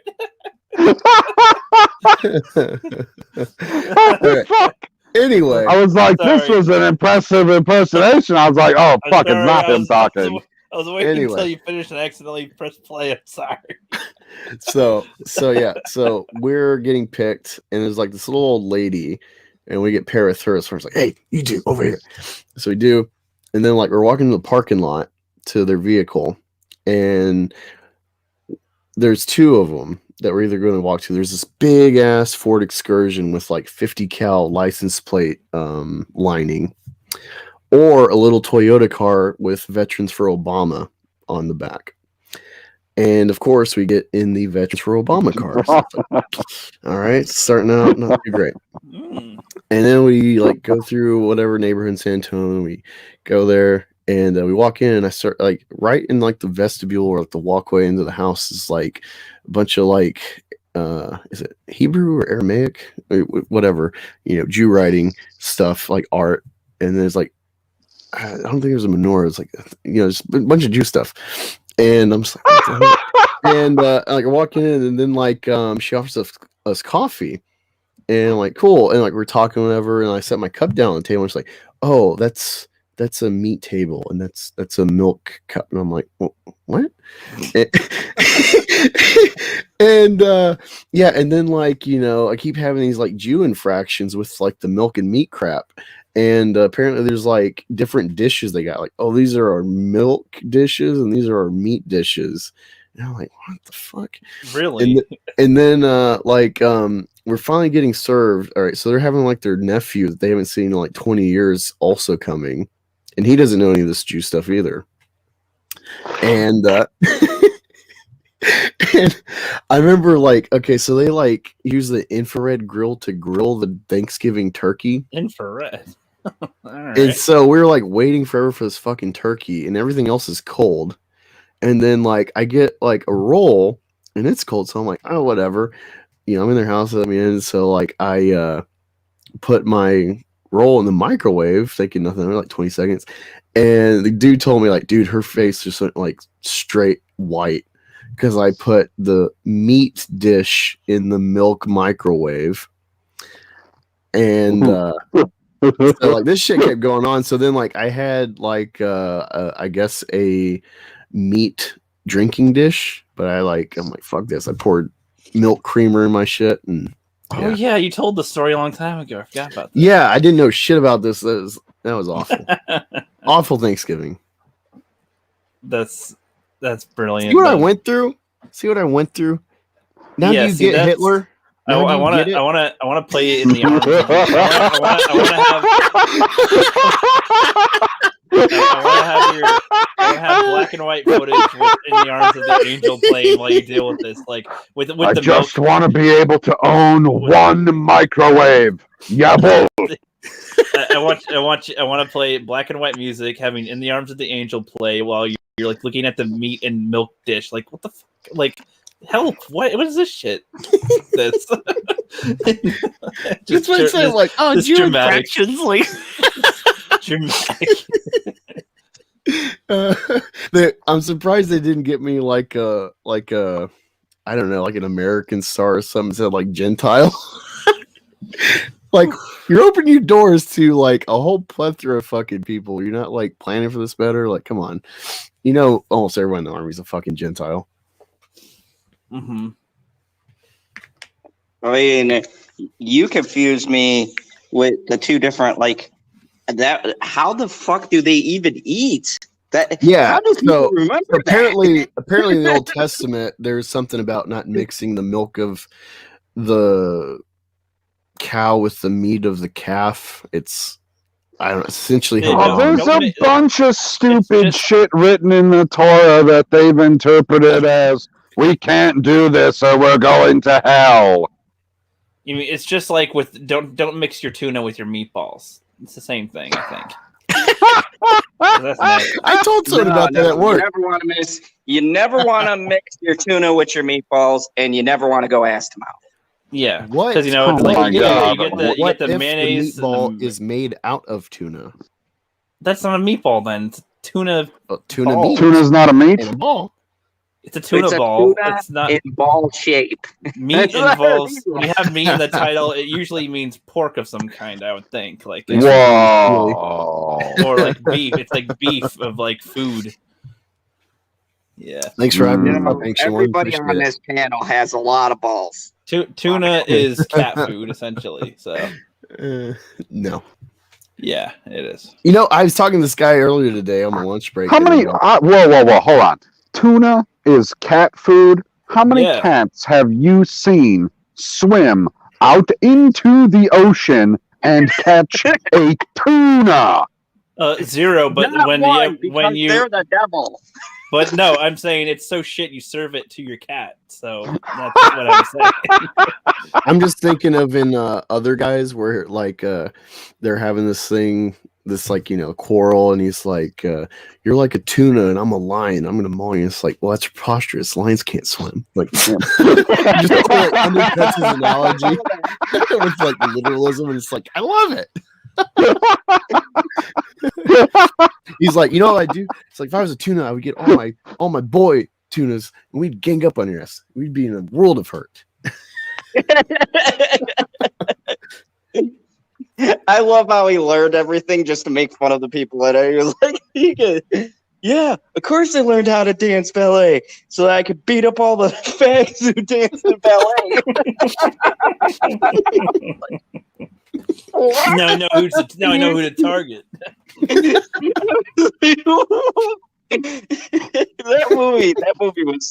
that movie was dude. No, I saw it in theaters. The biggest surprise was when it's like The Rock and Sam Jackson, and like they're doing all this crazy cop shit, all this property damage, and then like Aim for the bushes. Aim for the bushes. And then they're dead. It's just like, oh, we're stuck with these guys. Now I get the title. Like, yeah, but they went out heroes. that was a badass opening for a movie and a great way to subvert expectation. Like, oh shit, The Rock's in this with Sam Jackson. Right? Oh, never mind. Like, oh, there you go. Recommendation. If anyone hasn't seen the other guys, what are you doing? Fucking watch that movie. I'm gonna watch that movie. Rookie. I don't know if he likes Will Ferrell. Wait. Hold on. Was that which? Hold on. I might have seen that. Is that with Mark where Wahlberg? isn't that where they jump out? Where they're like, yeah, bro, let's do this. They fist bump and jump off a building. Yep. Yeah. Yeah, I think I've seen that one. Love it. Because then they're like doing the paperwork and like, we're gonna be just like them, and like something like that happens. He's got a wooden gun. Michael Keaton fires his gun indoors. Yeah. And then so you guys, your desk pop? So you guys, ding. That's a film I've seen. There you go. You never done a desk pop?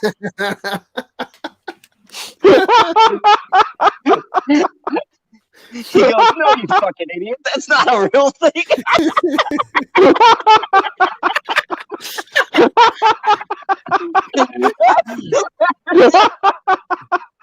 Oh, hey, you know what? You're making me think of something. I was trying to explain this today at work to the electrician.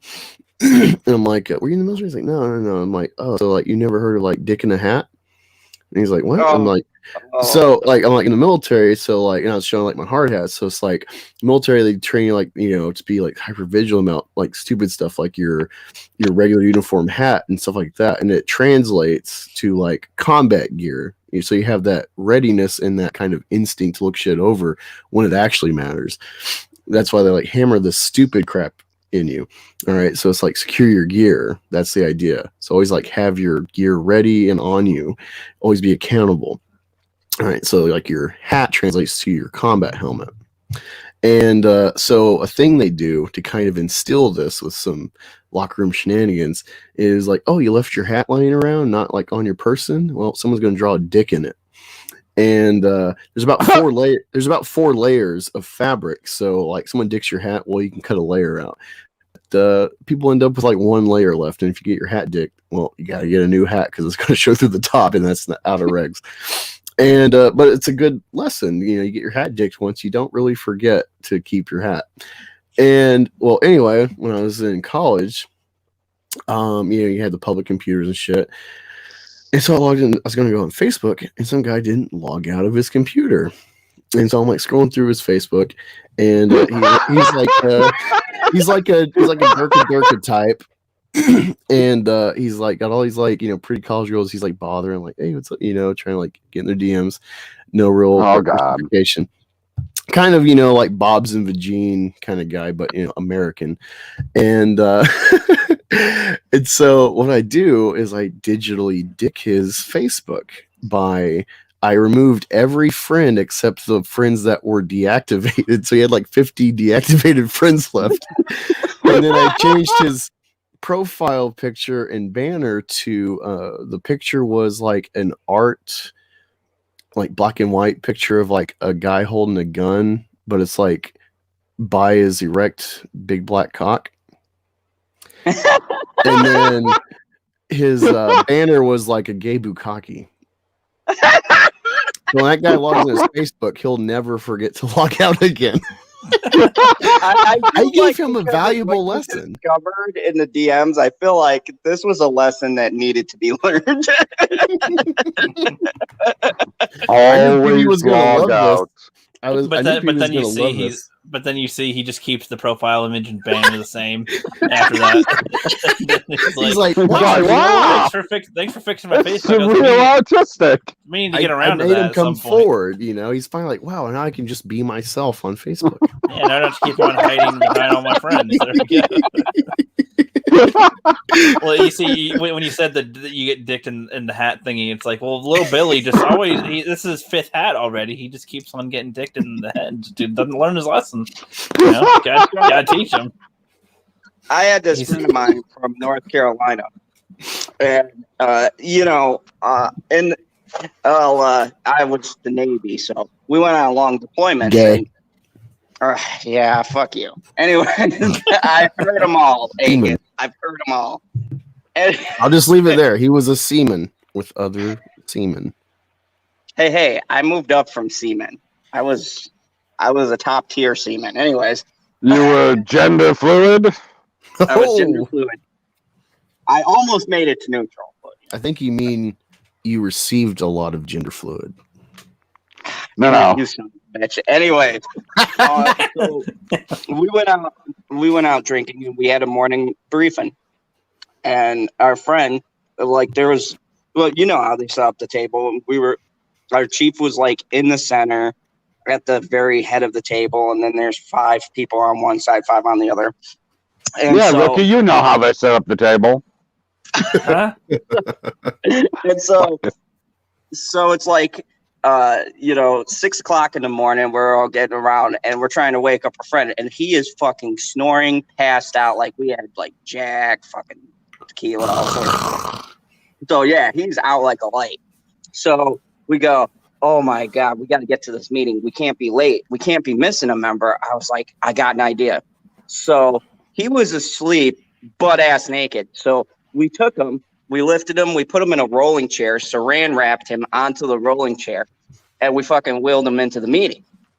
Well, my chief was not observant till he had a couple of sips of his coffee. So he goes, all right, today we got to go handle this, handle that. And he's like, looks over, he stops, pauses.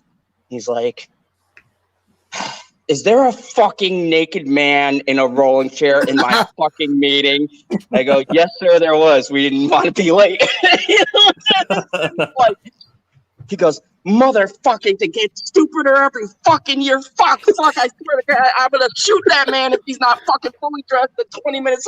Fuck! He just walks out. I think he seriously went to the armory to get a gun. He was going to Well, so you finally broke him. Oh yeah, me and my crew, oh man, Chief Adams, he fucking hated, well, me in particular. I don't know why. I think this story, just so everybody's clear, this story is about Zod. I wasn't sure if it was, but when he said that the person was snoring like a son of a bitch, I was like, oh yeah, he's just telling a story about himself. No, it was about someone else, but I can't say it. Sure it was. No, it'd be funny if you're like, all right, we're getting brief because we're going to be moving the unit that's going to kill Osama bin Laden, and there's a fucking naked man saran wrapped to a chair. Like, this is the need to know fucking shit, and he got some dumbass naked wrapped up. Like, he's ready for action. Just throw a helmet on him and give him an M19. He'll be fine. Roll him out first. Where did you train? On a farm? I don't know why I put that there. Just yeah, I was in like Kansas. It just fits. No. What do you mean no? Bruce says, I was a full-blown splooge as a seaman. There's no greater honor than bequeathing your Mylar wrap porn to some other dude who shouldn't breed. Bequeathing. Brilliant. PB, Becca's going to annoy you with something. Yeah, I know. Yeah. She's creating a GIF, and then she's going to troll the hell out of me. I'm sure with... It's about your movement to save the Snyderverse. To save the Padme-verse?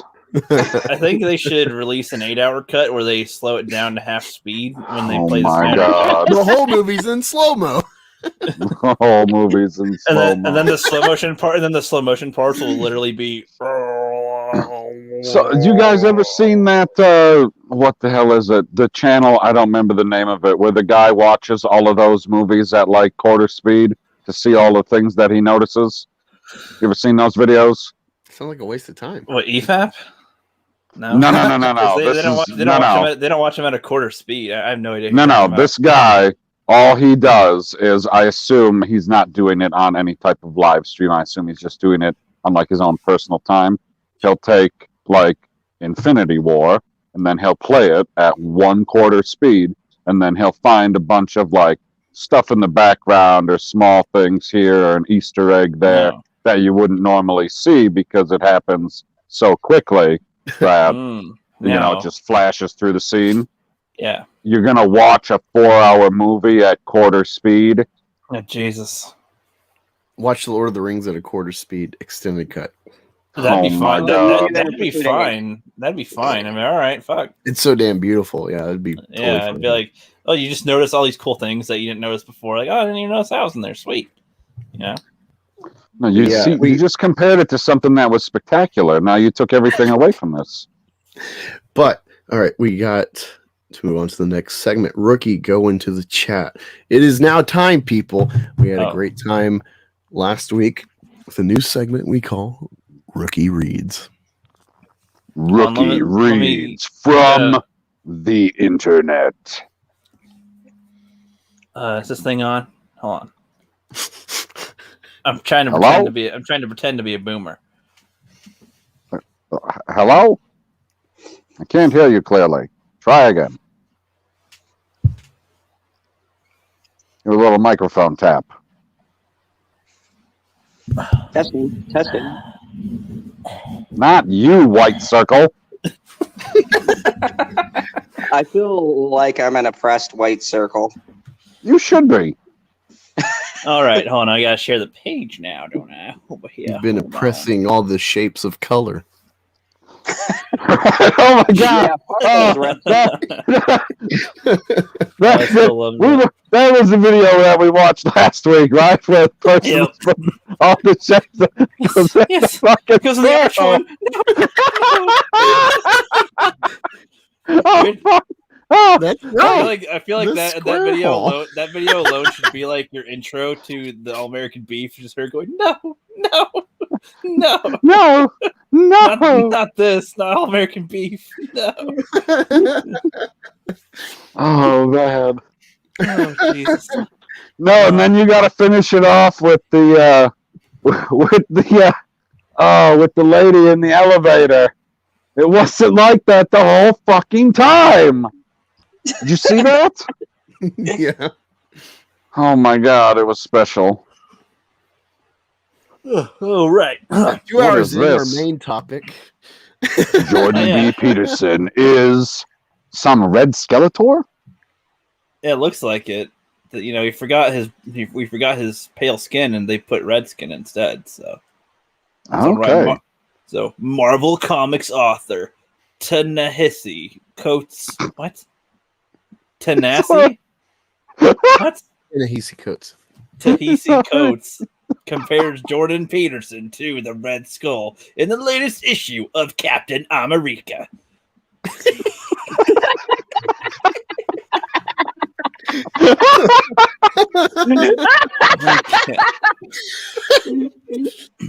Okay, so ladies and gentlemen, boys and girls, we shall start. In the latest issue of Captain America, Marvel Comics author Ta-Nehisi Coates has drawn a comparison between Jordan Peterson, the prominent psychologist whose self-help teachings run counter to many of the beliefs of the critical social justice and race theory, and the infamous Hydra villain Red Skull. I thought these were two gay dudes kissing for a sec, but that's why I wasn't sure to scroll down. What does he say? He says, this feels bigger than Ross. Yeah, came in the war campaign. Hold on. What? Wait. That's what it says? He says, this feels bigger than Ross. That's what it says. That's what she said. I don't even know what. Okay, source: Captain America issue. Blah blah blah. Yeah, that's the thing. Look at him; he's ready to get down and dirty. He's shirtless here. There we go. All right. What are we doing again? Oh yeah. Next paragraph. I saw Burger King right here for a sec. I'm like, okay, that's something. That's something. All right. Oh my God, this looks interesting. Okay, so As seen in the recent issues, Captain America's current storyline involves the return of the Red Skull, who, following his return from the death as a mental co-inhabitant of Askelet... Hold on. Alexander... That sounds dumb. Of Alexander Lucan... What? Alexander Lucan's newly revived body is taken to the radicalization... Wait, shit. The radicalizing of it... Shit. He has taken the radicalizing his various followers through posting internet videos, criticizing the Star-Spangled Hero and what he represents. My God! What? So they take. Wait a second.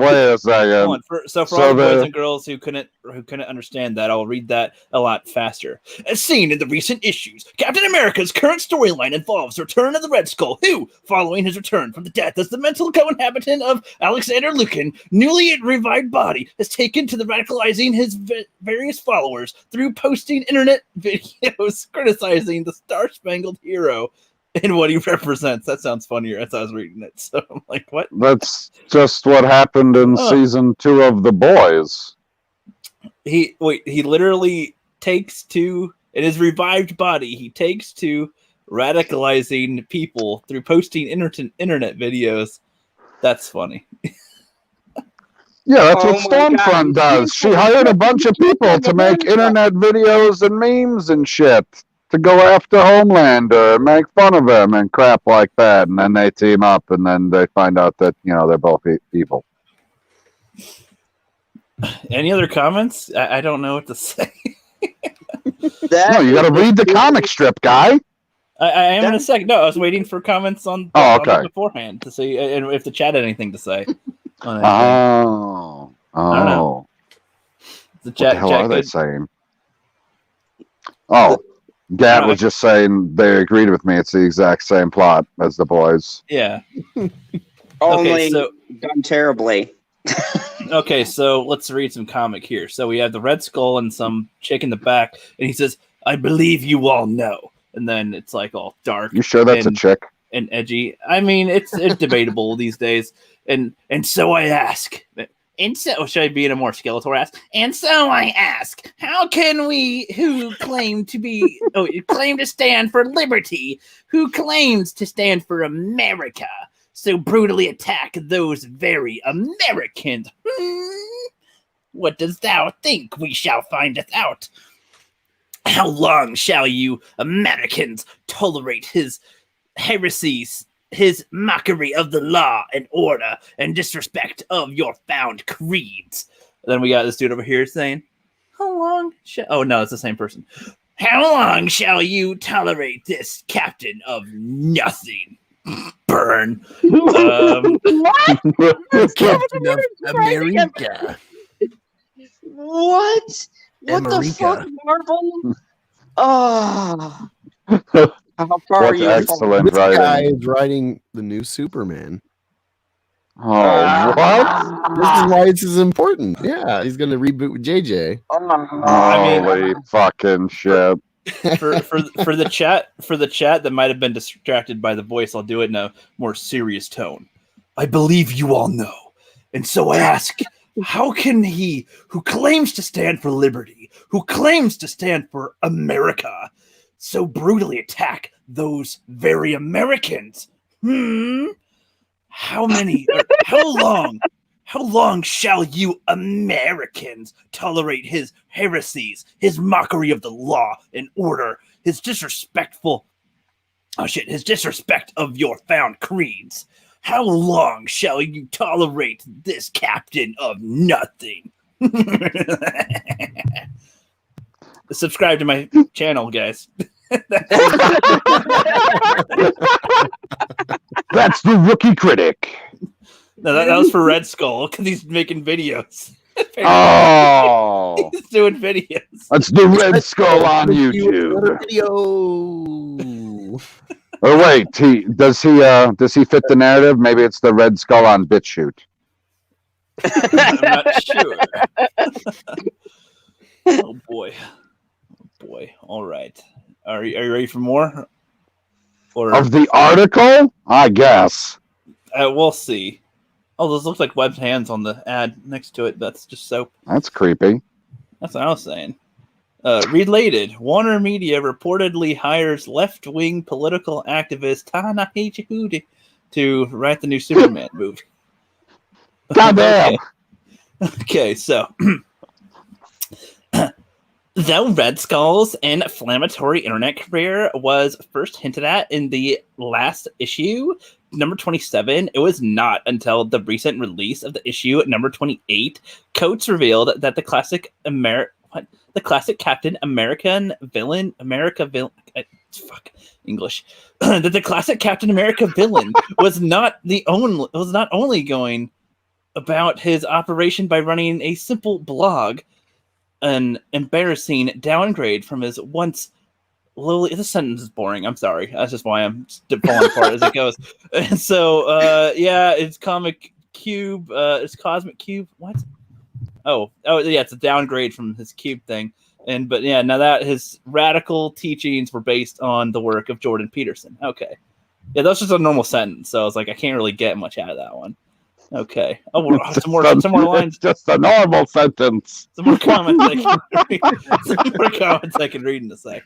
All right, this one seems to have more quotes in it, so this can be more fun. So, according to the panel of the issue, Red Skull's blog contains articles such as Chaos and Order, The Feminist Trap, and a video discussing the 10 rules for life, all of which are hyperbolic parodies of topics Peterson has touched upon.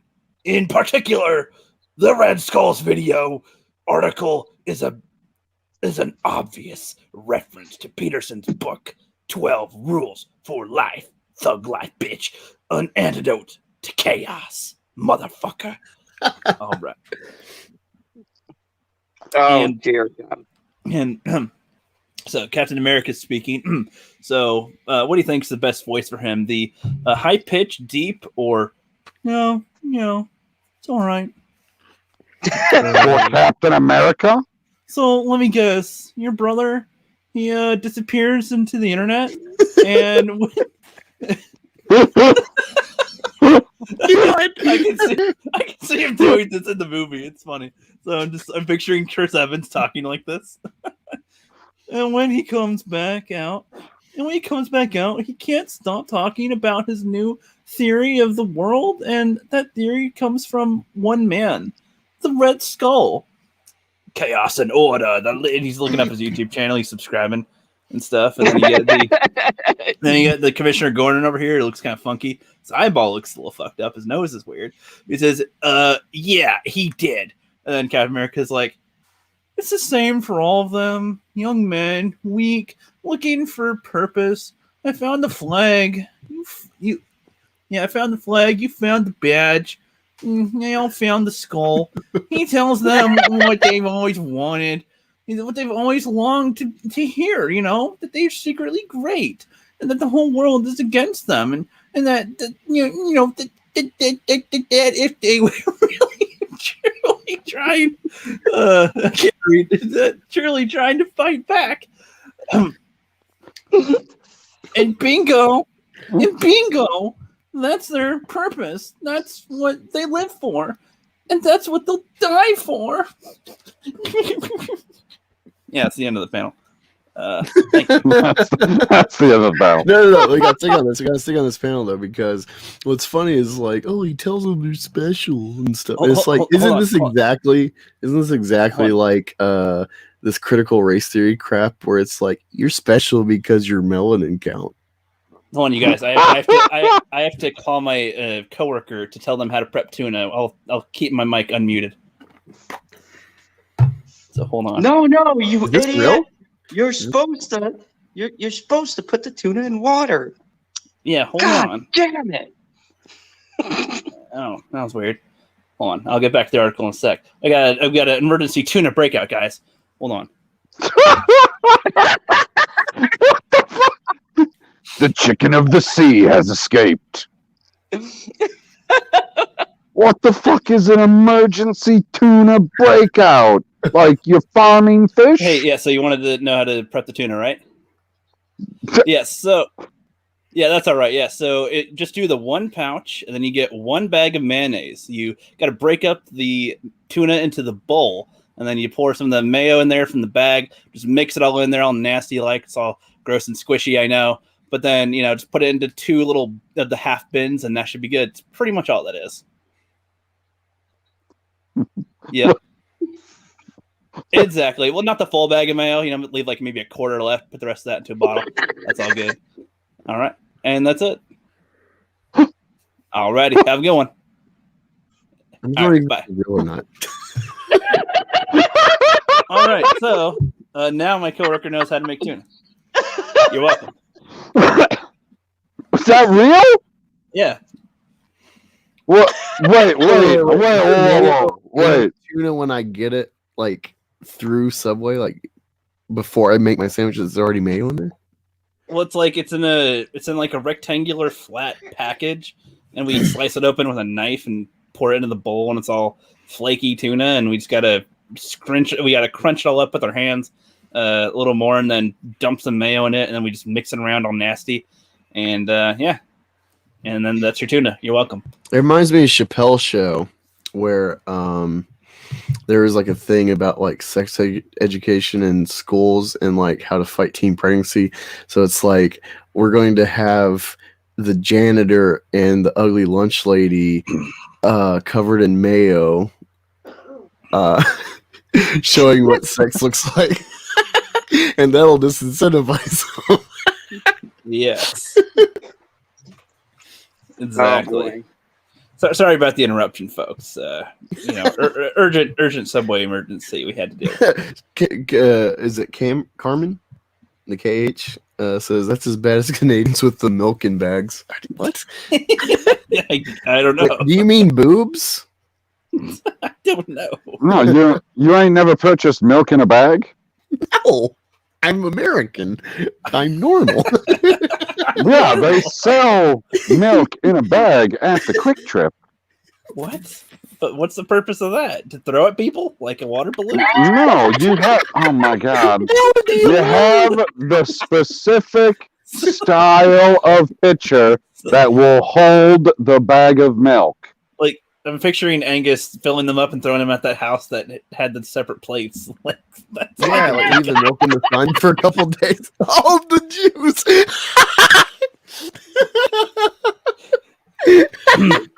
Separate this motherfucker.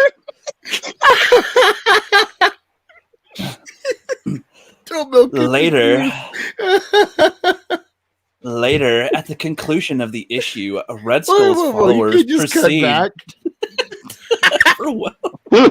proceed to overwhelm a wounded captain before he is rescued for his attackers by an armed Sharon Carter. What? Okay, I have to read that again in normal voice. Later, at the conclusion of the issue, Red Skull's followers proceed to overwhelm a wounded Captain America before he is rescued from his attackers by an armored Sharon Carter. What? Okay. In turn, Red Skull's footage of Rogers' defeat and proceeds to use it as propaganda video, appealing to the various racist and terrorist groups who've taken up his message by offering them a metaphorical sort of manhood. I did not expect that to actually fit into my voice. What's happening right now? Sort of manhood? What? This is why Marvel hasn't sold a comic since 2000. I was trying to connect the dots between the fucking amazing. They're like the wounded Captain America, an armored Sharon Carter. Who the fuck is Sharon? Oh my God! How do you not know who Sharon Carter is? You drive me crazy, guy. Sharon Carter is the woman from Winter Soldier. Oh, I thought that was Peggy. I don't. Peggy Carter is from the original Captain America. Hold on. I'm sorry. I never knew the blonde chick's name across the hall. Was she blonde? Yep. Yeah, I just remembered her as the blonde chick. Sorry, I didn't actually get her name. Okay, the blonde chick is Sharon Carter. That's Peggy's niece. Okay. I was like, who the fuck? I was like imagining like in the 60s, like an armored chick. I'm like, that'd be shitty armor probably. I don't know. So, I don't know. But yeah, so his manhood of sword, of course. Red Skull. Okay, he's got a face here with this. All right, let's see. So he's like, what has happened to the man of the world is truly one of the great tragedies of our time. Once the American man was a consequence. I thought, wait, hold on, what the fuck? Oh, my eyes! I have to hold it up to my face now because I thought that said a conga queer. Hold on. Let me read this again. Once the American man was a conqueror, now he's but a caretaker. What? And the caretaker of what? He stands for some Morpheus dream? What? A dream of nothing. A dream of nothing. You hear me? Nothing. And then, but what I offer you is more than just some pretty dream. More than life of tending the earth. Of what? Oh, the hearth? That literally says hearth. You know, that's a word. Hearth. That is a word. Yes. What the fuck is hearth? Hold on, let's get back to that in a sec. That is a word. No more small, tiny women shall be summoned to fight our battles, little bitches. I offer steel for those spine. I offer steel for your spine and iron for your guts. I offer you the sword of manhood, my penis long and erect as it shall be for you to wield. And end of panel. A hearth is the floor of a fireplace. I thought you were just saying something about the penis. I don't know why. I may be wrong, but I believe diversity was the name of an old wooden ship used during the Civil War. What the fuck is happening right now? Restore the Padme-verse. I don't know what's going on.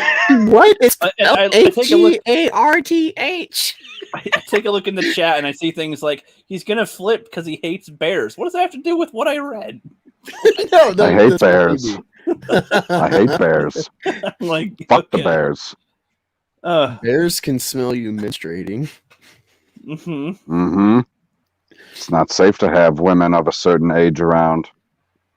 Yes, we have milk in bags. Nasty shit that is. It belongs in a bottle. I was talking. I don't know what he's talking about specifically. It's the same milk that's in the bottle or in the jug or in the carton. My point is, why does it make sense to put it into a bag? It's like, let me just put my water into a square instead of a cylinder. Like that's called Fiji water. He's got a point. Okay. I mean, he actually does have a point. They sell boxed water. Right. You got box wine? You ain't bitching about box wine now, are you? I mean, that's kind of a dumb concept, but I don't know much about wine, so I guess. Dude, it's so that you can have your wine on tap, man. You just set it on the counter, you go over, you put your glass on it at that, boom, simple. Instead of having to uncork a bottle. How ridiculous. I've always heard box wine like it's like ghetto or something. Like people always have that connotation. I didn't know if that was a thing. Well, yeah. That, like you look down on box wine or box wine is superb. I never get no. You're supposed to look down on box wine because it's of a lower quality. Oh, okay. Because it's just like because it's in a bag inside of the box instead of being in a bottle. So it's just like the fucking milk conversation. But it's like, goddamn prudes. It might as well be a water balloon at that point, just with milk. I don't know. The fact that you said you imagine me throwing at those people. That's a great meme someone can make. Me throwing you can meme me as like I want to see a cow. I want to see a cow throwing a milk water balloon at the fucking cheese house of the Jews or whatever. I don't remember. You can meme me as was it the Gaza Strip where they're always like throwing rocks at each other? You can have me memed as one of them throwing milk. This is a milk bag at your meat face. Why is it in the bottle? It's the same thing as in the bottle, stupid. It's the exact same thing. Yep. And that was the end of the article.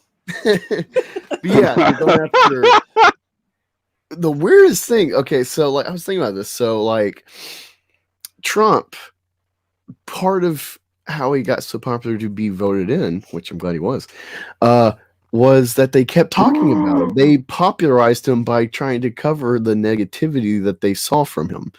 And wait, there was negativity? No, the slant, the negative slant. Like, look at this bigot.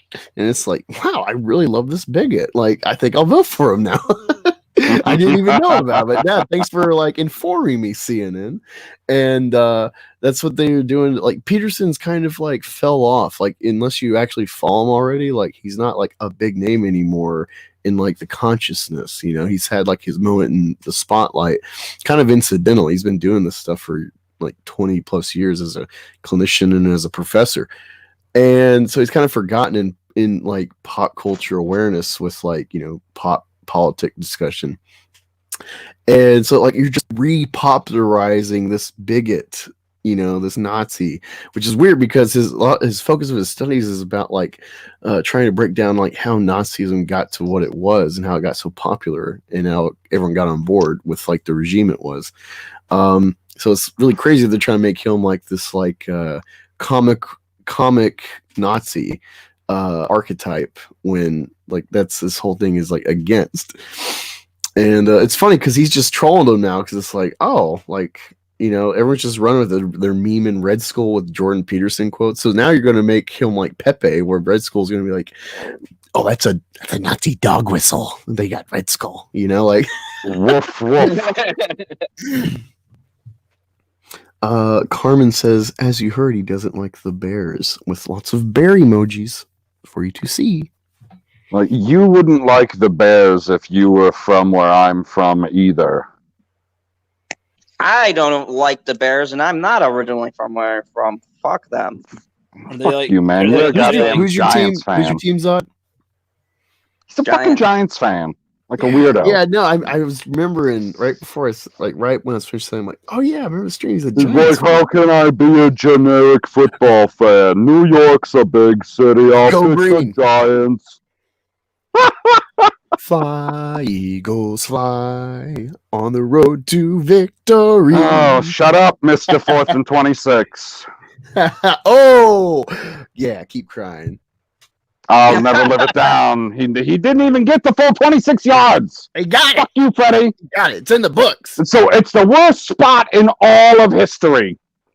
Hey, it was. Hey, I will take generosity. Oh my God, you from just the set him rest. off.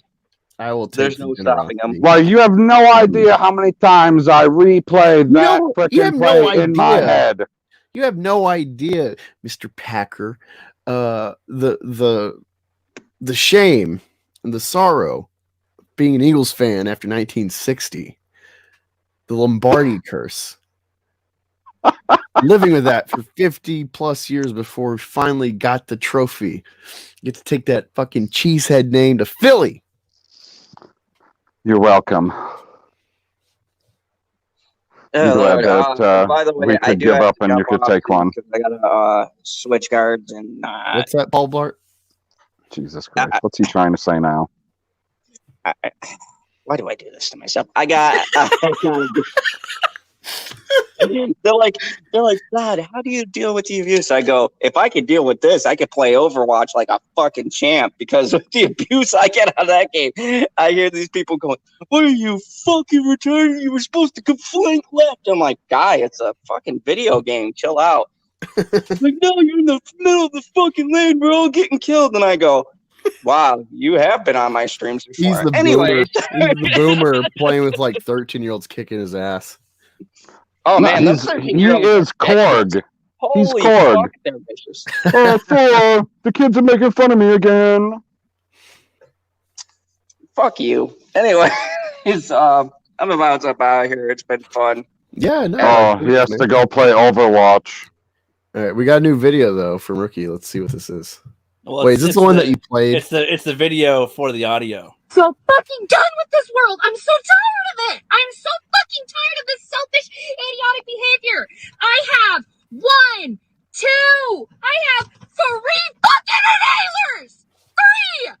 And I also have to carry this fucking iron lung with me anywhere I goddamn go! Just in case if these don't work and you have the nerve to tell me that you have a doctor's note not to wear this! If any doctor gave you that, it's because you're that fucking weak you can't wear a piece of cloth! You're a fucking selfish bitch! And if your husband does that too in public, I hope you both catch COVID! I hope you both understand how serious this is! My 40-year-old needs me! My disabled husband who broke his spine in 2016 fucking needs me! I'm the only one doing anything at my house because they need me! And you're selfish trying to take me away from them! This is Sparta! That's you should probably stay at home where they need you then. Mm-hmm. The world needs to accommodate for her, apparently. So, there you go, Zod. That was a good next time I have a shitty game of Overwatch, I'm gonna play that clip back. Carmen says she sounds like Phoebe. Oh my god. Imagine every person you kill in the game sound like her. You fucking bitch, I need to...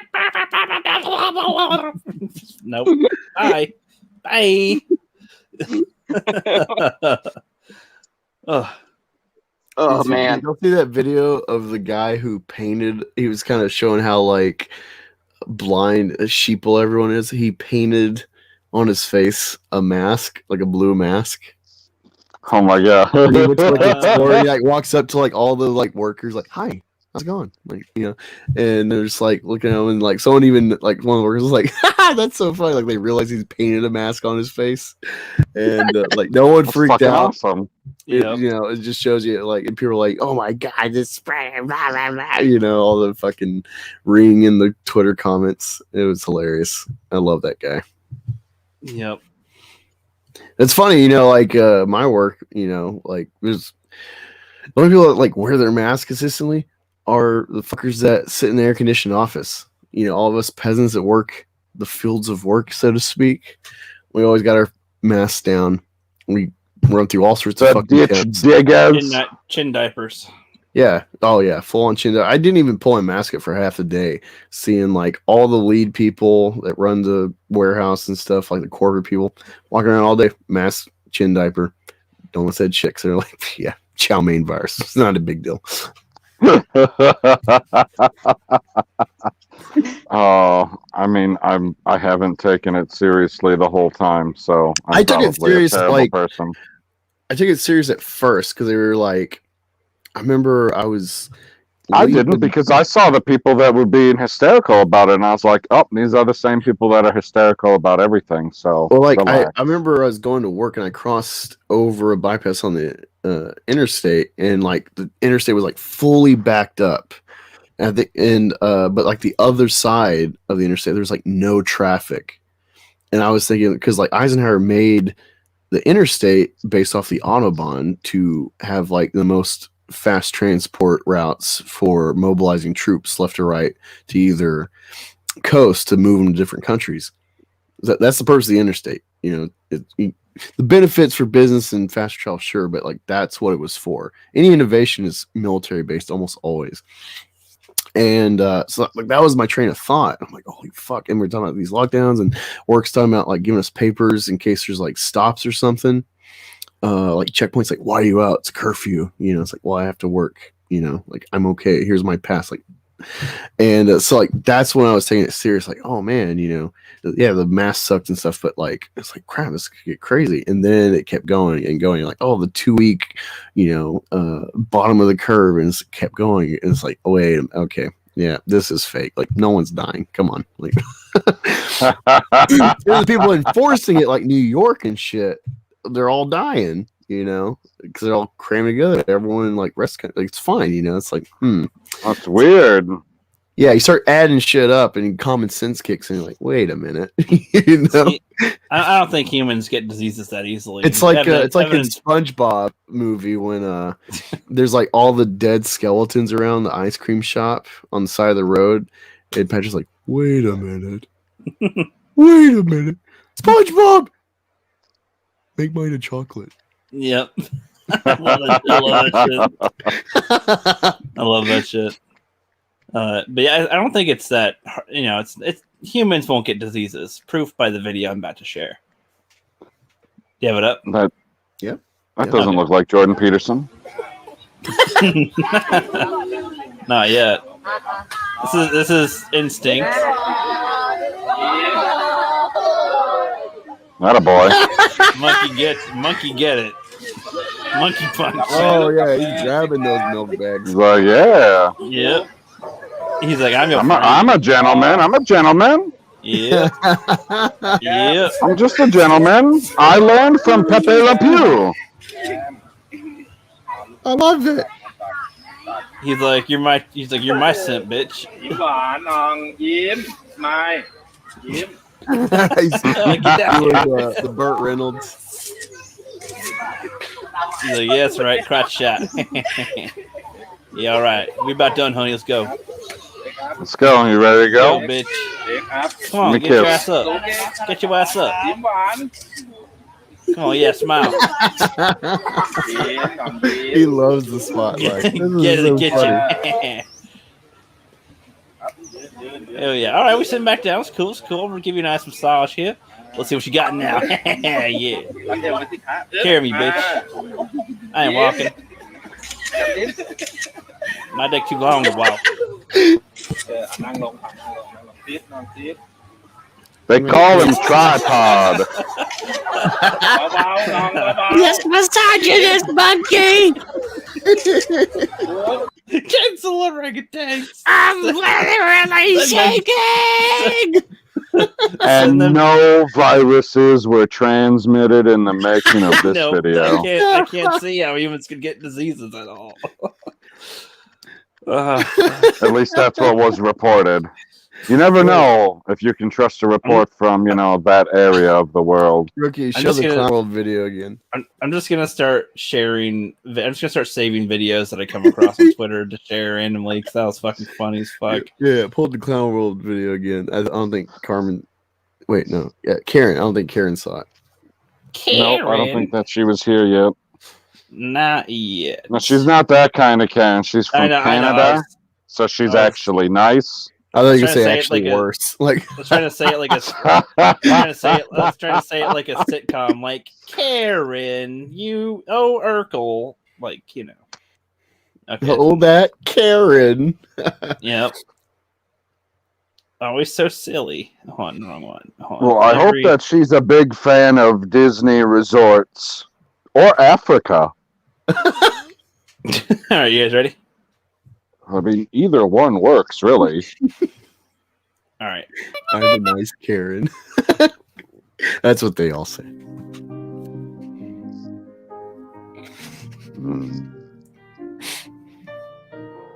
Do you ever look around at your continent and feel a little down? Love it already.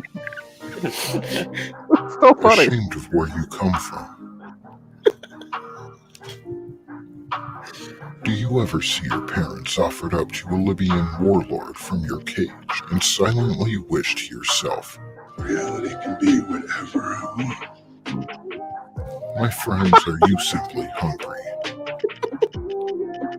Hi, I'm trans non-binary Disney CEO Bob Chapek, and I'm inviting you to experience the other side of reality. Relax, recuperate, and reinvent yourself at our newest and most diverse Walt Disney World Resort. When real life doesn't quite cut it, come experience our version of Africa. Introducing Wakanda Land. Wakanda Land. Book your reservation at Wakanda Land today and get a free 30-day trial to Lucasfilm writer Leslie Headland's new dating app, Wine and Dynasty. It's a sure. Oh, Wine and Dynasty.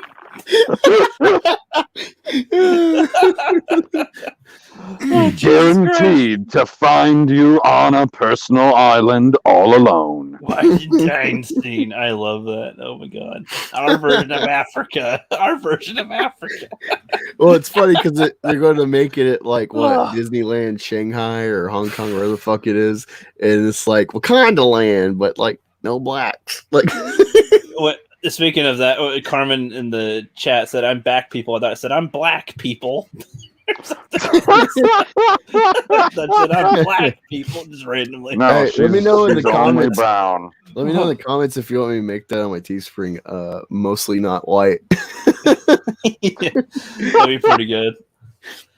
Oh, that'd be pretty. I mean, good. if it fits for you, it's 100% true. Yeah. I'm mostly of color. You should have a shirt that has like melanin levels, like melanin detector here, or something. It's like that Peter Griffin meme where the cop pulls him over and it's like guilty, innocent. It's like, how white is he? Looking at the whiteness, yes, I love that. No, you're good. You're good. Yep, you're fine. All right. Have a nice day, sir. We have a very scientific method of figuring out if you're a criminal. Rookie, let me share a couple of these memes. I didn't show them in the chat earlier because I didn't want to spoil the genuine reaction of you and people. Oh, you mean as Father Zod calls them, a meme? Memes. No, I've heard him say he thinks that this picture of me on the screen that has this light white circle revolving around it, he calls that a meme. And I was like, it's an avatar, man. An avatar. You know what an avatar is? Not the movie. It's a picture that is a representation of you on the internet is an avatar. He's like, yeah, you're a meme. Well, it's an avatar or Smurf, it's all the same. It's all the same. Like, either way, I'm only half ginger.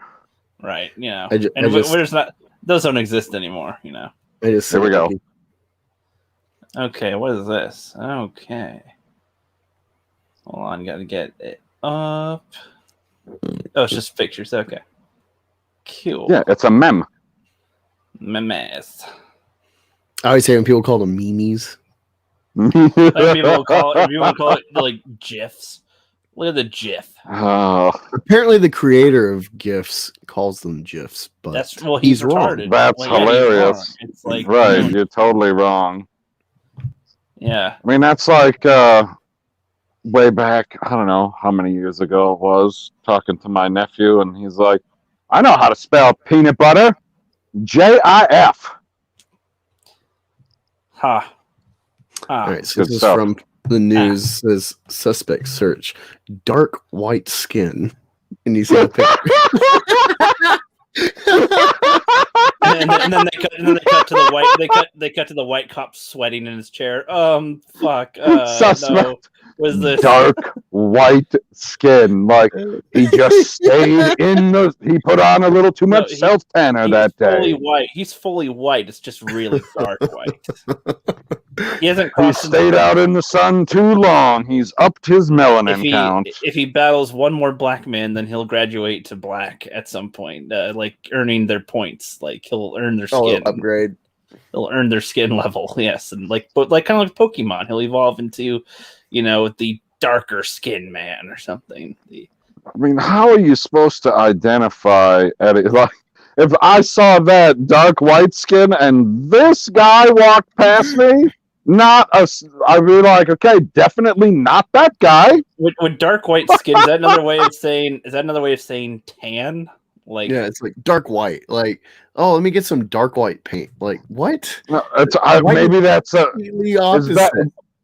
Is that just some way of not like attacking Greek people? Maybe. Like northern Mediterraneans are dark white, or is that southern Mediterraneans are dark white? I love this next one. This got me pretty good. Fucking A, dark white. Dark white. I've never heard those two words put together like that before. I am your father. I am your father. Dark white. So it says flat earthers when they realize they have been breathing from the atmosphere and not from the atmo flat. It's so brilliant. Flat earthers when they realize they've been breathing from the atmosphere and not from the atmos flat. No, but some of them, they would say that they're breathing from the Atmodome. Stony Internet douche is in the chat. He says, Black Angus, the Dark White returns. Yay, Stony. What's up, bro? Oh yeah, if you haven't been here the whole time, man, we've had one hell of a show here. That's for show. Indeed. We got one more meme. One more meme. One more mem for everyone to enjoy. Mostly me. No. The other one. You skipped one. The other one, guy. God. Oh, well, we're already here. So the one after. No, fuck you. This is the one we're doing. I'm ready. Zoom in on my screen. Got to make sure I see all this shit. This is for Karen. So if cow milk comes from cows and goat milk comes from goats, does buttermilk come from butter? It sure does. Hi everybody. They put meat on the butter. Holy fucking shit.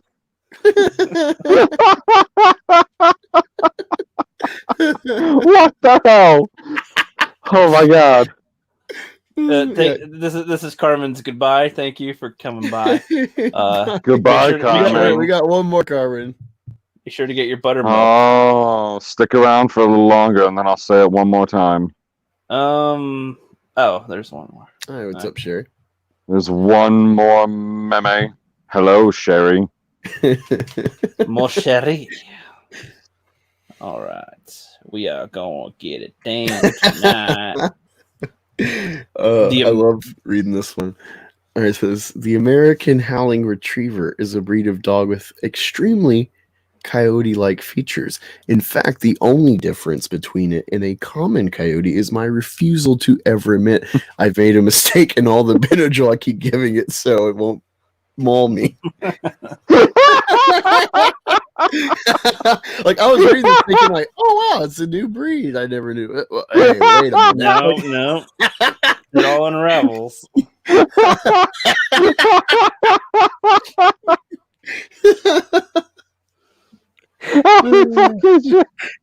Oh man. Yeah, you better never cut down on the amount of Benadryl you're feeding that fucking thing. Like at some point you might have to crank it up a little bit because it's gonna start to become immune to it. Like like what's his face in The Princess Bride? Why can't I think of his name? Wesley. Carrie Yules? What? Isn't his name Carrie Yules? I don't fucking know the actor's name. I was talking the character in the movie. Carmen's got some I beef, know. Angus. I know. Yeah. He's got some beef with me. Fuck Angus. Boy, you're gonna say my name. Say my name instead of Karen. Sorry, Carmen. Say that name. When are you gonna say that name? Why did you say that name? No, I'm used to her name, so then I'm like, wait, no, it's not Karen. There you go. Like, Carmen so close. and Karen are very different. If it was like words. caramel or something, it would distinguish itself better. If you can find some misogyny blockers, then you wouldn't have this problem, would you, Angus? Right? You And all women are the same. Unbelievable. They are different, you know. They have. I mean, I don't know. They have like three different. Like we're talking I think they're supposed Los to, Angeles and Toronto. like they have different hair. That must count. I don't know. One is from Latino descent and one is from snow descent. Mm-hmm. I don't think they could be any more different. Agreed. Interesting. Except for the fact that they have a bunch of kids. They're the same that way. Everybody's going to sleep now, but they're going to be thinking about everything we said before bed. So think about that. I'm debating whether to stay up and watch The Office or The Other Guys.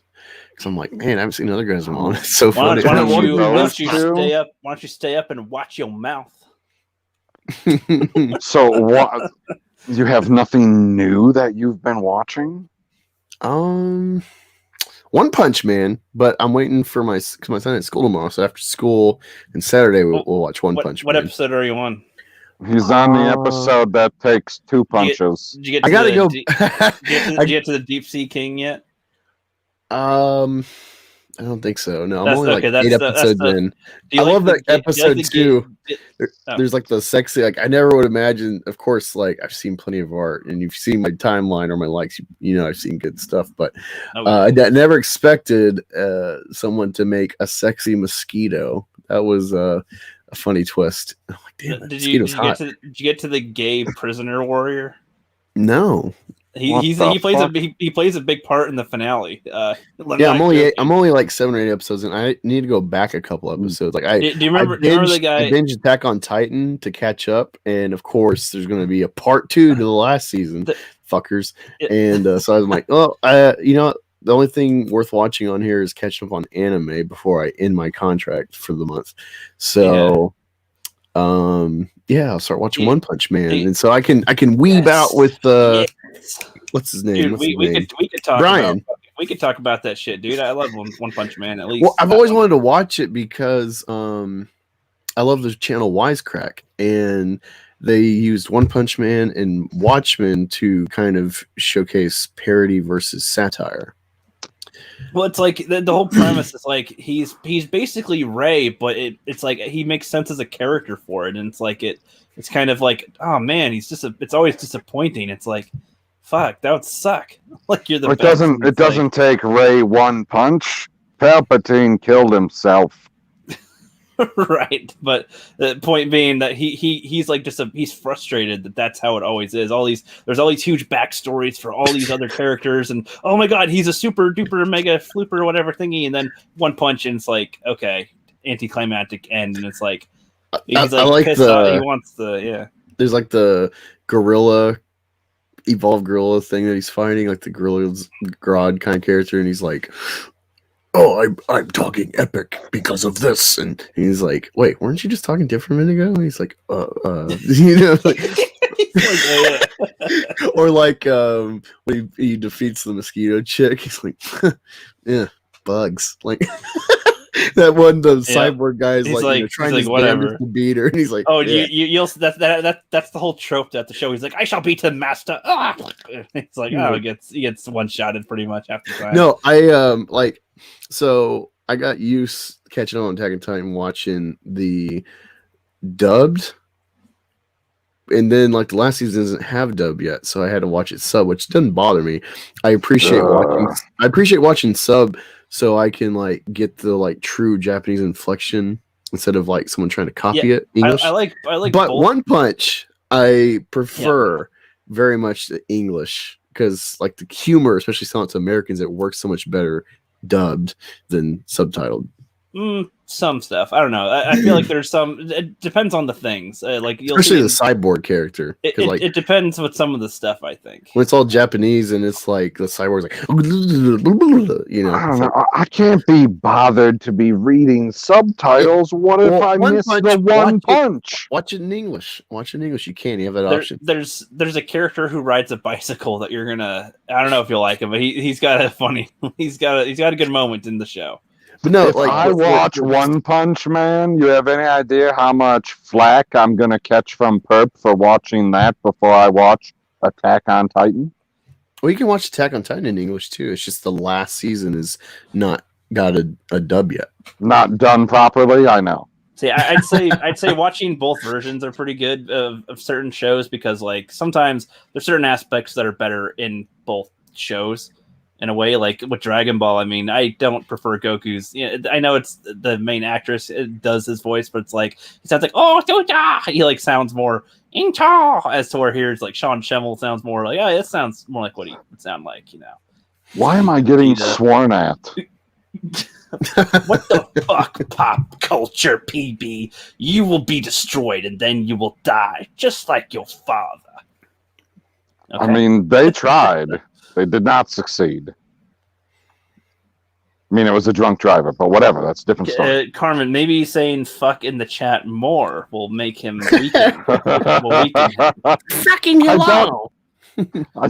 I don't know what she's asking for. It's like that SpongeBob episode where it's like, how the are all you? the dolphins. I'm actually watching some of the old SpongeBob ones right now. Dude, Just as some I background. love SpongeBob. I just love SpongeBob. There's a French guy. He's like 21. He came to America like 2 years ago. He's from Paris, and he's got a thick accent and stuff. And it's funny, like you're talking about shows. Like he asked me just randomly, like I think he was like clowning with like a guy gets along with G, and he's like, "You watch SpongeBob?" I'm like, "Oh, dude, fuck yeah, I love SpongeBob." He's like, no. Like you seem like, "Oh, how could you? You're a man. You watch SpongeBob." I'm like, "Dude, SpongeBob is deep." Like, Dude, if you want a quick synopsis of like a kind of a religious argument about how coincidence makes religion, watch the Magic Conch episode because that's exactly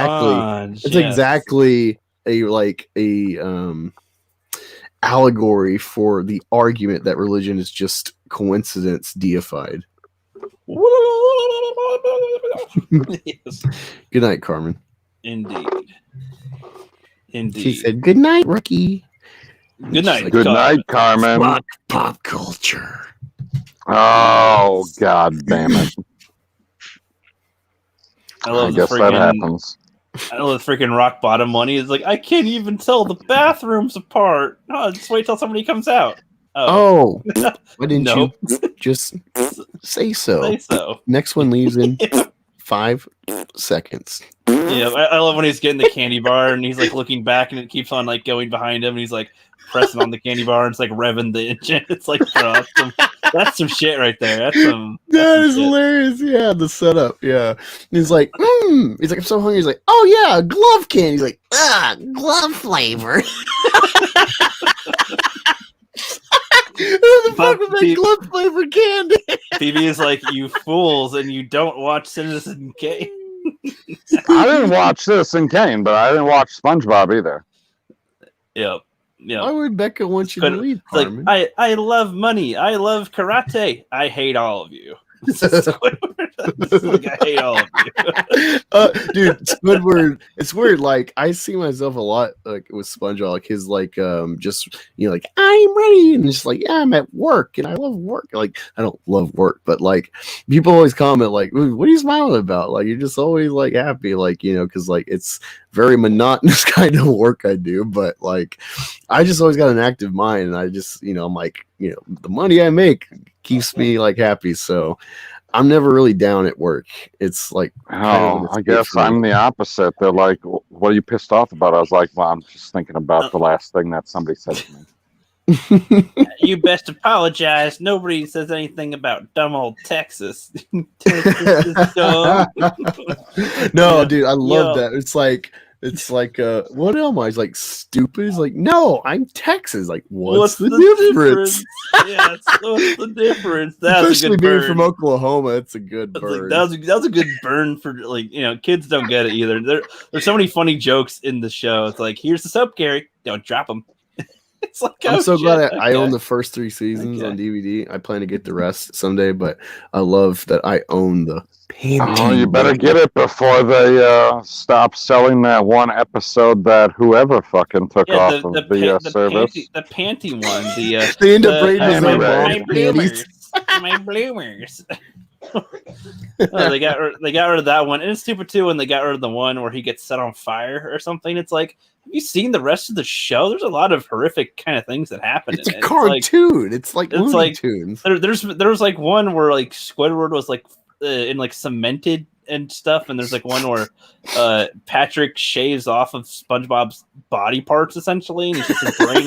It's a brain and eyeballs. It's just a brain and eyeballs, and it's like, dude, that was kind of fucking scary. It's like if you're a kid, you see that, you probably be like, that's not right. He's supposed to be a silly little sponge, no.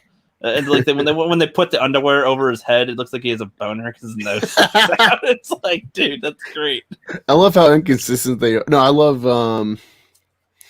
what is that one where like he's trying to get in like the manly he's trying to get club or whatever. and he keeps on going to Weenie Hut Jr. He's like that's more your spine. He's like Weenie Hut Jr. He's like, oh no, sorry, that one. It's like Super Weenie Hut Jr. Like How tough are you? I ate a bowl of nails for breakfast. Yes, so without any milk. Oh shit! This guy really is tough. Oh man, like the nails wasn't enough. It's like I didn't have milk with it. Okay. Oh my god, that happened on the show. Gary caught SpongeBob watching porn. Yeah. I love that. He's like, "What are you watching?" Gary's like, "Meow," and like, "Oh, sports." Like, well, they're like talking. It's like two amoebas, you know, they'll come together and whatever. It's like, oh shit, basically describing pornography, essentially. And there was like the animal porn essentially because it was, you know, freaking no, it's under the sea pornography. Yes. Yeah. Well, SpongeBob had one like that. He was watching something like hot and Gary like meow. He's like, it's like no. Oh my god. That's still my favorite thing is just like the used napkin joke. It's like he's gonna isolate himself in his house and he's got his friend Chip, Penny, and used napkin, and his nose is really long. So you go, oh, of course it's long because his nose is long. But we're like, no, that is a crusty napkin there. That's what that. Well, it was supposed to be an Adult Swim show. Yeah, it's still got a lot of the adult jokes, which is funny. Yeah, that's a lot of the adult jokes. Yeah, when you see the scenarios and stuff, or like the kind of commentary about like addictive food, like the Krabby Patty, and like Squidward hates it, and then he tries it, and he's like, you know, can't get enough because like, you know, it's geared that way. Like there's all sorts of like little commentary or like jokes and stuff that are like, it's bigger than just like a silly kids, you know, Saturday morning. No, show. of the ones that I've seen of it, because my nephews are 10 years younger than I am, so they had watched it as a kids show, and I was sitting there watching it with them, and I was like, this is a fucking kids show? Yeah, so some of these shows are surprising like that. It's like, wait a second, what did they say? Dude, what? There's this one with Sandy. And I was like, they don't fucking get what the fuck they said at all, do they? Like Shrek, you know, they're like, he's compensating for something. He's compensating for something. The kids are like, oh, because he's short. We're like, no. He's little in more ways than one, and we get it. The kids know. We know. It's like you like nudge your friend, like we literally watched Shrek for my psychology class in high school because she's like, hey, look, there's all these. Do you detect the hidden innuendos or whatever? And it's like, yes. Yeah. I think she was like, I don't give a fuck today. I just watched the movie. I don't give a fuck. But she's trying to fit it in the psychology realm. Wipe your kids face. Won't get it. Oh yes. Or like Donkey has kids with the dragon.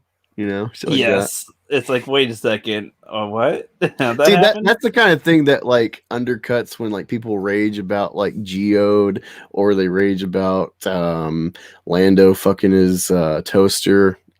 I'm like, did you ever forget about Donkey and Dragon? You know, like, come on. Tomorrow, but a donkey and a dragon is magical.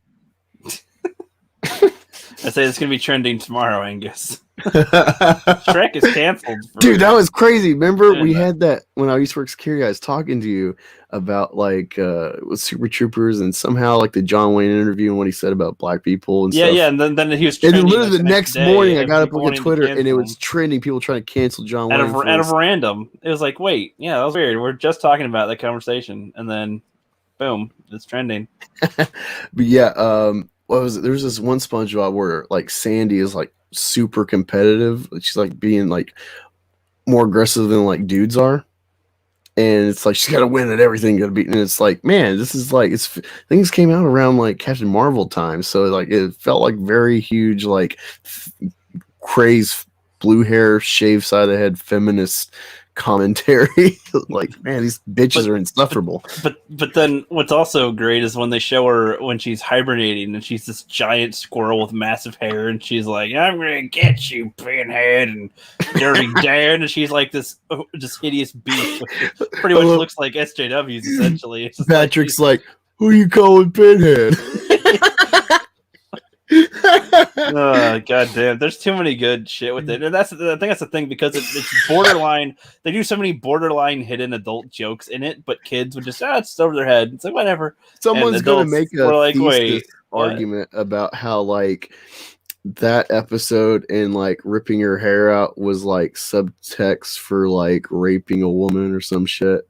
Right, they took her hair in her sleeve. Yeah, it'd be like the rainbow fish, where like they stole her femininity and used it for their own good and blah blah blah. I love that episode though, where like he's like he like does like the boink, yanks like one hair, he's like that should cover it. And he's like, oh, this is taking too long. I'm a big man, SpongeBob. He like rips the tape and is like. Storyman Jack in the chat says Black Angus reviews. They don't call me Cheeks for nothing. Sandy the squirrel. Oh man, there's probably I want to see some Larry the Lobster ones. I forget if there's any jokes with him that's adult because I haven't seen that in a while. He's like clearly getting the babes and stuff, you know. I love it when he like saves that guy when he's on the lifeguard. That episode where he's like just punching the fuck out of the drowned body. He's like, "Live, damn you!" Yeah, punching them. I love it too. It's like they shipwrecked their ship, and he's like, "What's the status? The whole boat's underwater." Okay, we'll walk then. I guess it's like the jokes with water, where it's like, I'm choking, and then he pours himself some water to drink, or there's like, you know, we have to go up on land to hold our breath up there, like Sandy. Here's a cup, make it last. There's nothing in it. He just pours the glass, but nothing drinks. He's like gulping nothing. He's like, oh, thank you. And it's like that's great fucking humor with that. It's like in I remember you know, looking back, I would love to talk to these guys now. These douchebags. I worked at Walmart, but looking back, I understand that they were DC fanboys, and they're crying about Ultron, like, oh, that movie's the worst. Blah blah blah. It's like, and so I'm like, dude, I love it. James Spader's such a great voice. Like, Ultron's cool as fuck, and he's saying like, oh, like he forgets. He has the internet plugged into him, and he forgets something. I'm like, that's funny because he has the internet. Like that's the joke, you know. It's like, how could you forget? You have, or could the joke could be the internet makes you stupid. Like, yeah, but no, it's funny because he has the access to all knowledge thus far, and he's like, he forgot something. It's like, what do you call them? Children. That's the word. And it's like, you're a robot. You shouldn't forget. Like, you know, it's like, or like people forget about Thor because like they put like the little electro chip on him that like shocks him, but is like his power is like lightning. And it's like, that's funny because it shouldn't be a thing. Like, it's not a big deal. Like, yeah, well, it's like I'd say to them, they think they're hurting him, but he's just like, it tickles, but you know, I'll play along. Yep. The fact that people get so triggered, the DC fan was like, the Marvel sucks. They had the God of Lightning electrocuted brain. It's like, dude, you got 3 movies. Shut the fuck up. Like, people don't really want them. Like, come on. Like, I like them, but they're not great. Like, they're okay. No, dude. Oh, yeah. Let me find that.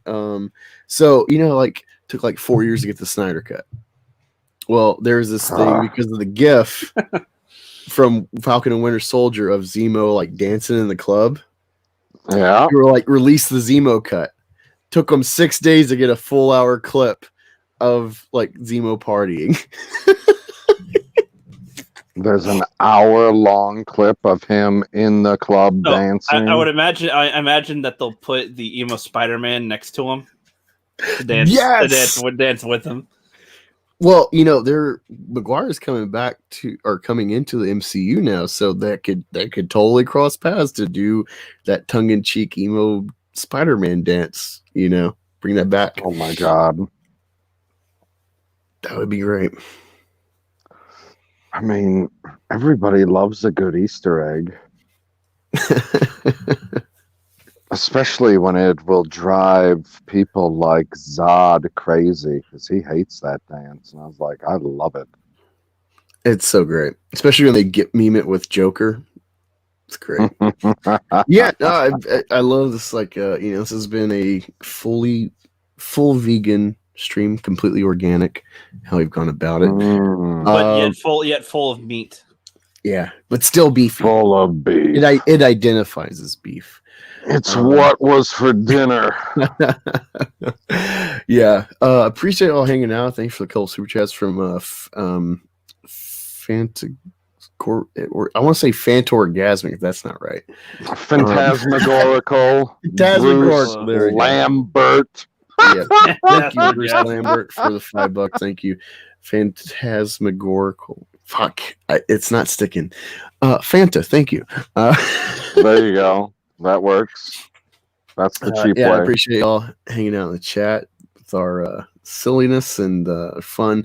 Wasn't quite the best rookie reads thus far, but we'll get better. Wait, so the other one was better last week. So, all right.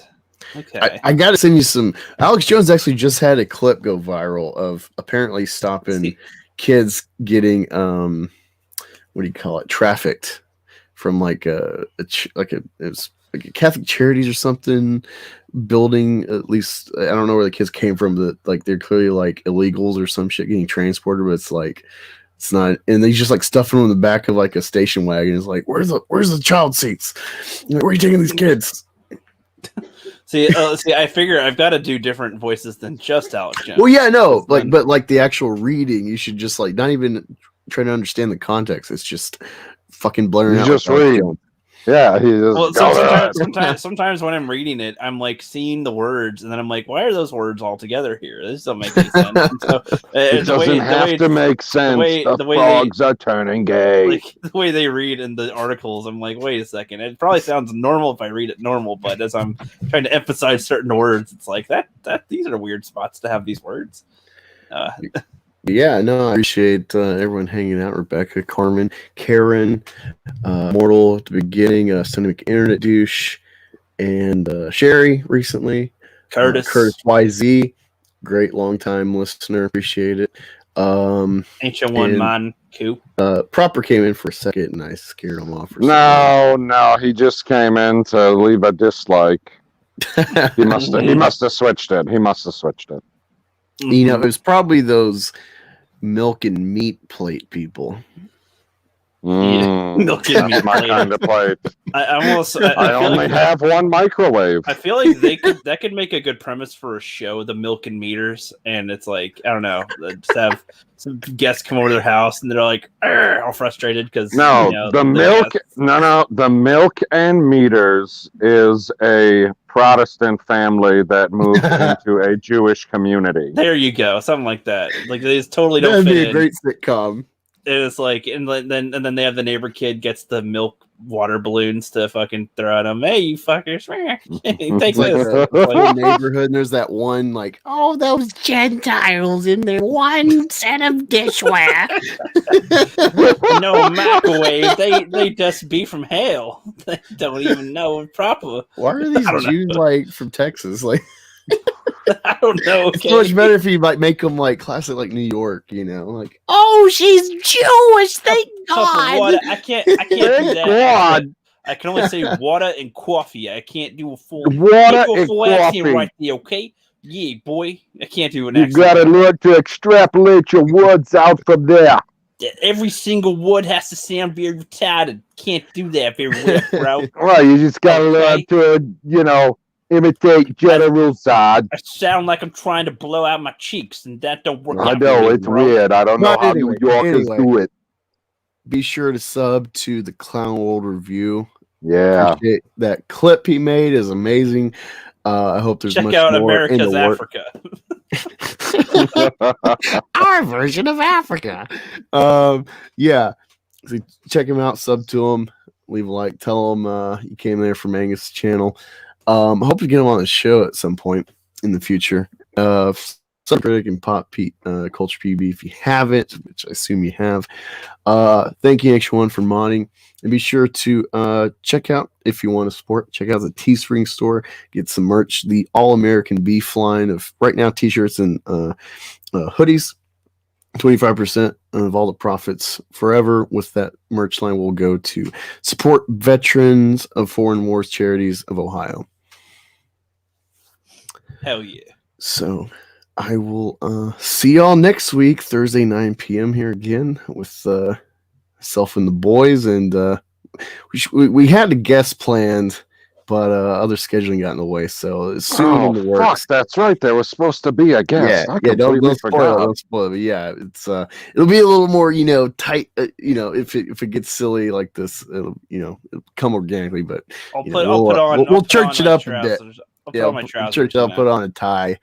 It'll be a little more classy for some good people coming on the show soon. But yeah, Karen leaves us a comment, says, I don't know the microwave. Am I still allowed in here? And Sherry says, I'm in New York. hey, yo, I don't know how to do a New York accent, yo. I can do a better Russian accent than a New York accent. I'm a beefy boy. See you later.